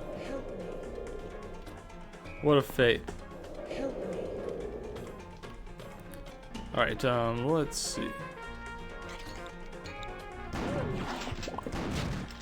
It's funny, I feel like, having all of the keys has emboldened me to feel like I want to, like, finish the game, but I'm sure it's going to take probably over another hour, which is starting to push the limits. You say you'd die if you weren't immortal. Exactly. Most people would, and that's the simple truth.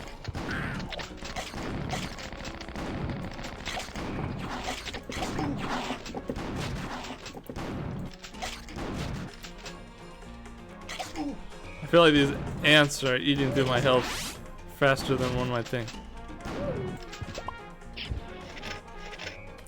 24-hour stream. Let's go. Man, if I took 24 hours to do this, then I don't think I'd be immortal anymore. I think you'd be looking at dead aim V2. Let's see. There's another of our vessels. Nice. We are still missing 3 vessels at this point. In case you were keeping track.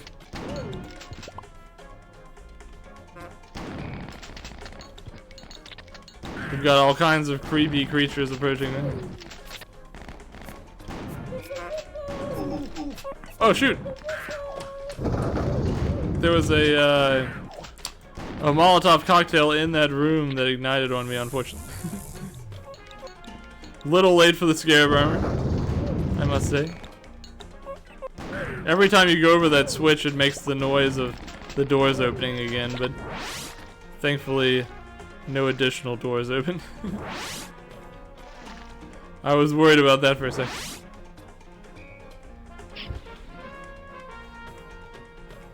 It's funny that since I don't even use the flamethrower that often, it's kind of like these flame cans are more like hazards for me than they are actually ammunition.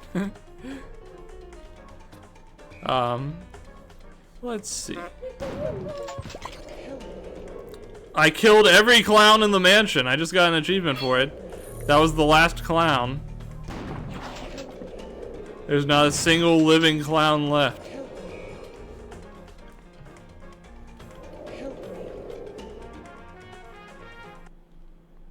Stay away from Tess. She's trouble. Real trouble. Duncan will tell you. Except Duncan ain't what he used to be. That's ominous. Okay, give me 1 second. I need to refill my water. I'll be right back.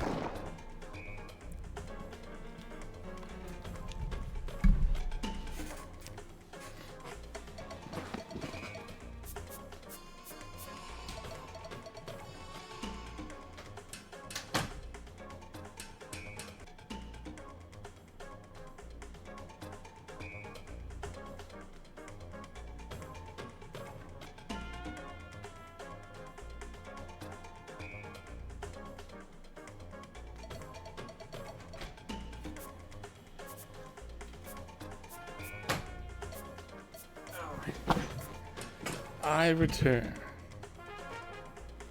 Yeah, sorry. Normally I'm a friend to clowns, but these ones were trying to tickle me, and that meant that they had to die. That's just the way it goes.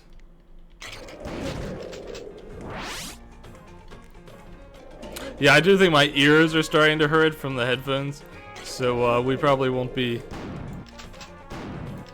going through the entire rest of the game tonight. Well, it's a good thing I just saved, huh?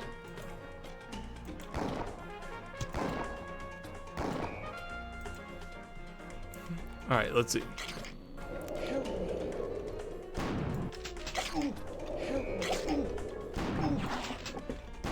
Gosh, these bugs are getting on my nerves. Another reason to keep streaming, build that ear resistance. Well, first I've got to grow some ears, right? Instead of having these weird rings where my ears would normally be. That's the first step to having ear resistance. Okay.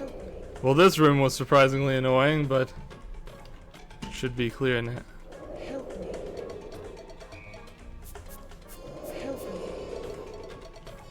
Even more so because there wasn't really anything in that room.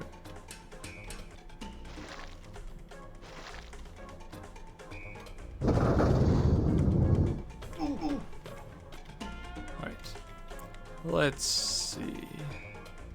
Just gonna take one more sweep to make sure I didn't miss anything here. But it looks like we've pretty much cleaned this part out. We got a a piece of the vessel earlier, so it's hard to imagine there's much more back here. Step 1, get ears. Step 2, resistance. Step 3, profit. Exactly. I don't know how the ears will benefit me, but being able to hear things is probably a start. Let's see what's behind this door.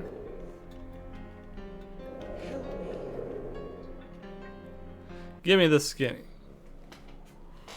Finally, you have gathered together enough of my spirits so that I can communicate, but we must hurry. This entire island is trapped in time. Some, like myself, are spirits without a body. Others were less fortunate. They roam the island, poor, hapless No one can rest while the water clock exists. You must go quickly to the attic and destroy the water clock. To the attic to destroy the water clock. Oh, all the night. Hold you in my arms forever. Darling, never leave my side. Why would I never do that? Help me. You're every woman I ever dreamed of. I've never met anyone. Help me. That's because there is no one like me. There is no one like me. The clock should work for anyone who activates it, live or dead. Help me. Will you symbolic? Help me. The island and everyone on it will join me for eternity. The clock. The clock. Help me. Oh, I could dance all night. Help me. My arms forever. Darling, never leave my side. Why would I never do that? This is so exciting, Byron. Just think, we'll never grow old. I was sort of relishing the idea of growing old with you. I've planned a grand party for tonight. You know, I don't think anyone understands me the way you do. I've hired a troupe of clowns to entertain us. She explained the clowns. Kind. We'll have feast and dancing and plenty to drink. I think I may be in love with you. Is everything ready for tonight? Yes, I think so. I'm still fine-tuning the range of the clock. Each portion of you must be carefully placed. I hope no one saw you. What would happen if someone located these objects? They contain my soul. Fear not. I had them carefully placed. I had Angela watching my back to see if anyone was following me. You're every woman I ever dreamed of. Trying to confess my feelings, and Bay is one of our clowns again. There is That's the way it goes. The clock should work for anyone who activates it, live or dead. Help me. Will you symbolic?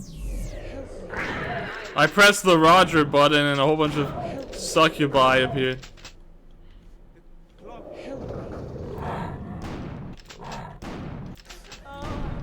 What's with this bedroom that has portraits of all the people who were Tessa's friends anyway? What's going on here? Have you folks ever encountered such a bedroom? That's because there is no one like me. There is no one like me.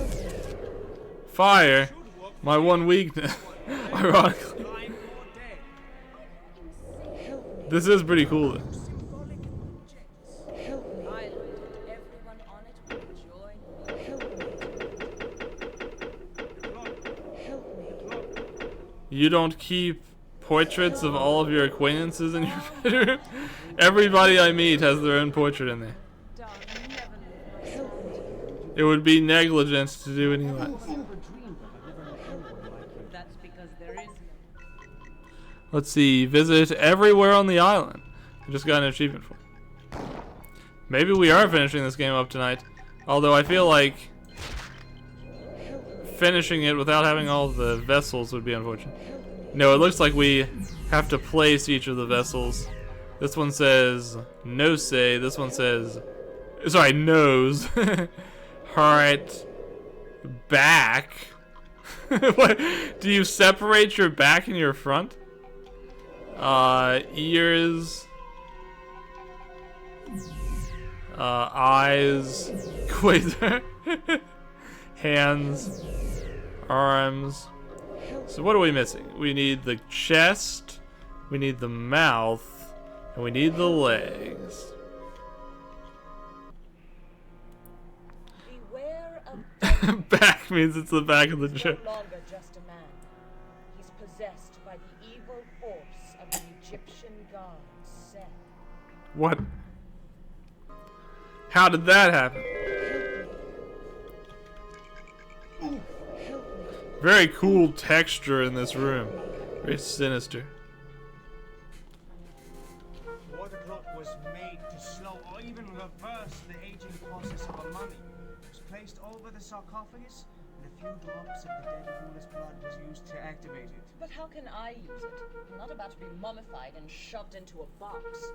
No, of course not. The clock should work for anyone who activates it, live or dead. The problem is, the effect is limited to a radius of, say, 6 feet. Marvelous. So I either lug a 200-pound artifact around or remain glued to it forever. Not necessarily. You see, the clock was built by Thoth to revive Osiris, who had been ripped to pieces and a body scattered all over Egypt by Seth. Yes, I know the story. Get to the point. We could concentrate the power of the clock with mirrors and tune it to cover the entire island by distributing parts of your body. Are you insane? Do you think I'll allow myself to be hacked to bits to test your little hypothesis? No, of course not. It's not your actual body. We'll use symbolic objects. It's a simple ritual to transfer your essence to an inanimate form. Oops, sorry. Oh man, do I have to watch that whole thing again? Jeez. Sorry. I accidentally pressed a button. Reverse the aging process of a mummy. We'll watch it again. So nice, we'll watch it twice. 2 drops of the dead ruler's blood was used to activate it. But how can I use it? I'm not about to be mummified and shoved into a box. No, of course not. The clock should work for anyone who activates. I thought she was going to be mummified and shoved into a box. The effect is limited to a radius of, say, 6 feet. Marvelous. So I either lug a 200-pound artifact around or remain glued to it forever. Not necessarily. You see, the clock was built by Thoth to revive Osiris, who had been ripped to pieces and a body scattered all over Egypt by Seth. Yes, I know the story. Get to the point. We could concentrate the power of the clock with mirrors and tune it to cover the entire island by distributing parts of your body. Are you insane? Do you think I'll allow myself to be hacked to bits to test your little hypothesis? No, of course not. It's not your actual body. We'll use symbolic objects. It's a simple ritual to transfer your essence to an inanimate form. And then I activate the clock. The island and everyone on it will join me for eternity. Oh, Byron, do you really think it can work? what can it hurt to try? What can it hurt to try? I'd say everything worked out fine, wouldn't you, folks? It seems to me like immortality achieved. Okay, so apparently if we want to go through there, we're gonna have to find the rest of the vessels first. That might be a task for another stream. Although I hate to say it because it's going to be such a short stream probably at that point, but I think I've probably got more digging around the island left to do than I strictly want to do right tonight. So I'll go ahead and save it up for now. So next week what I'm planning to do is the gosh, I always forget the name of the game. Give me 1 second. It is a new demo that just came out for a fangon that I've been watching. One I've been watching for quite some time.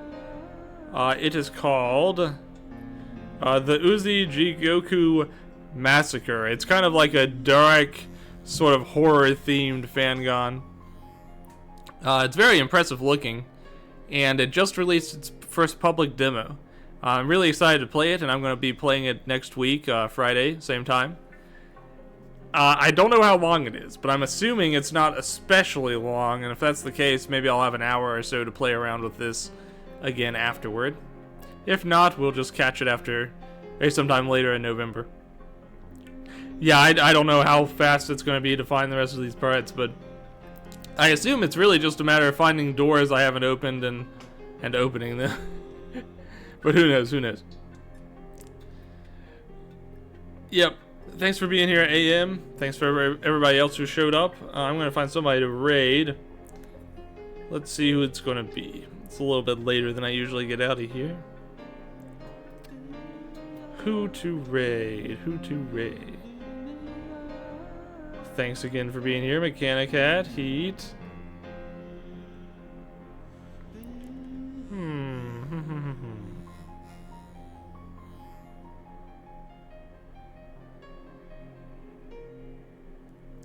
You know what? I am not sure I've ever really had a chance to raid Catatonia since they started streaming. So I think that would be fun. Let's do that. Thanks for being here, Halbrook. What side? Hope you enjoyed Jenny's occultic stream and my occultic stream as well. Although mine was a little different occultic. So we're going to raid. Let me make sure I spell this right. Catatonia. Alrighty. They're playing Live a Live remake. I've heard it's quite good. I've actually never played Live a Live, so maybe I'll learn a little bit about it right now. Enjoy the rest of your weekend, and I'll see you again Friday if you're interested. Take care, everybody.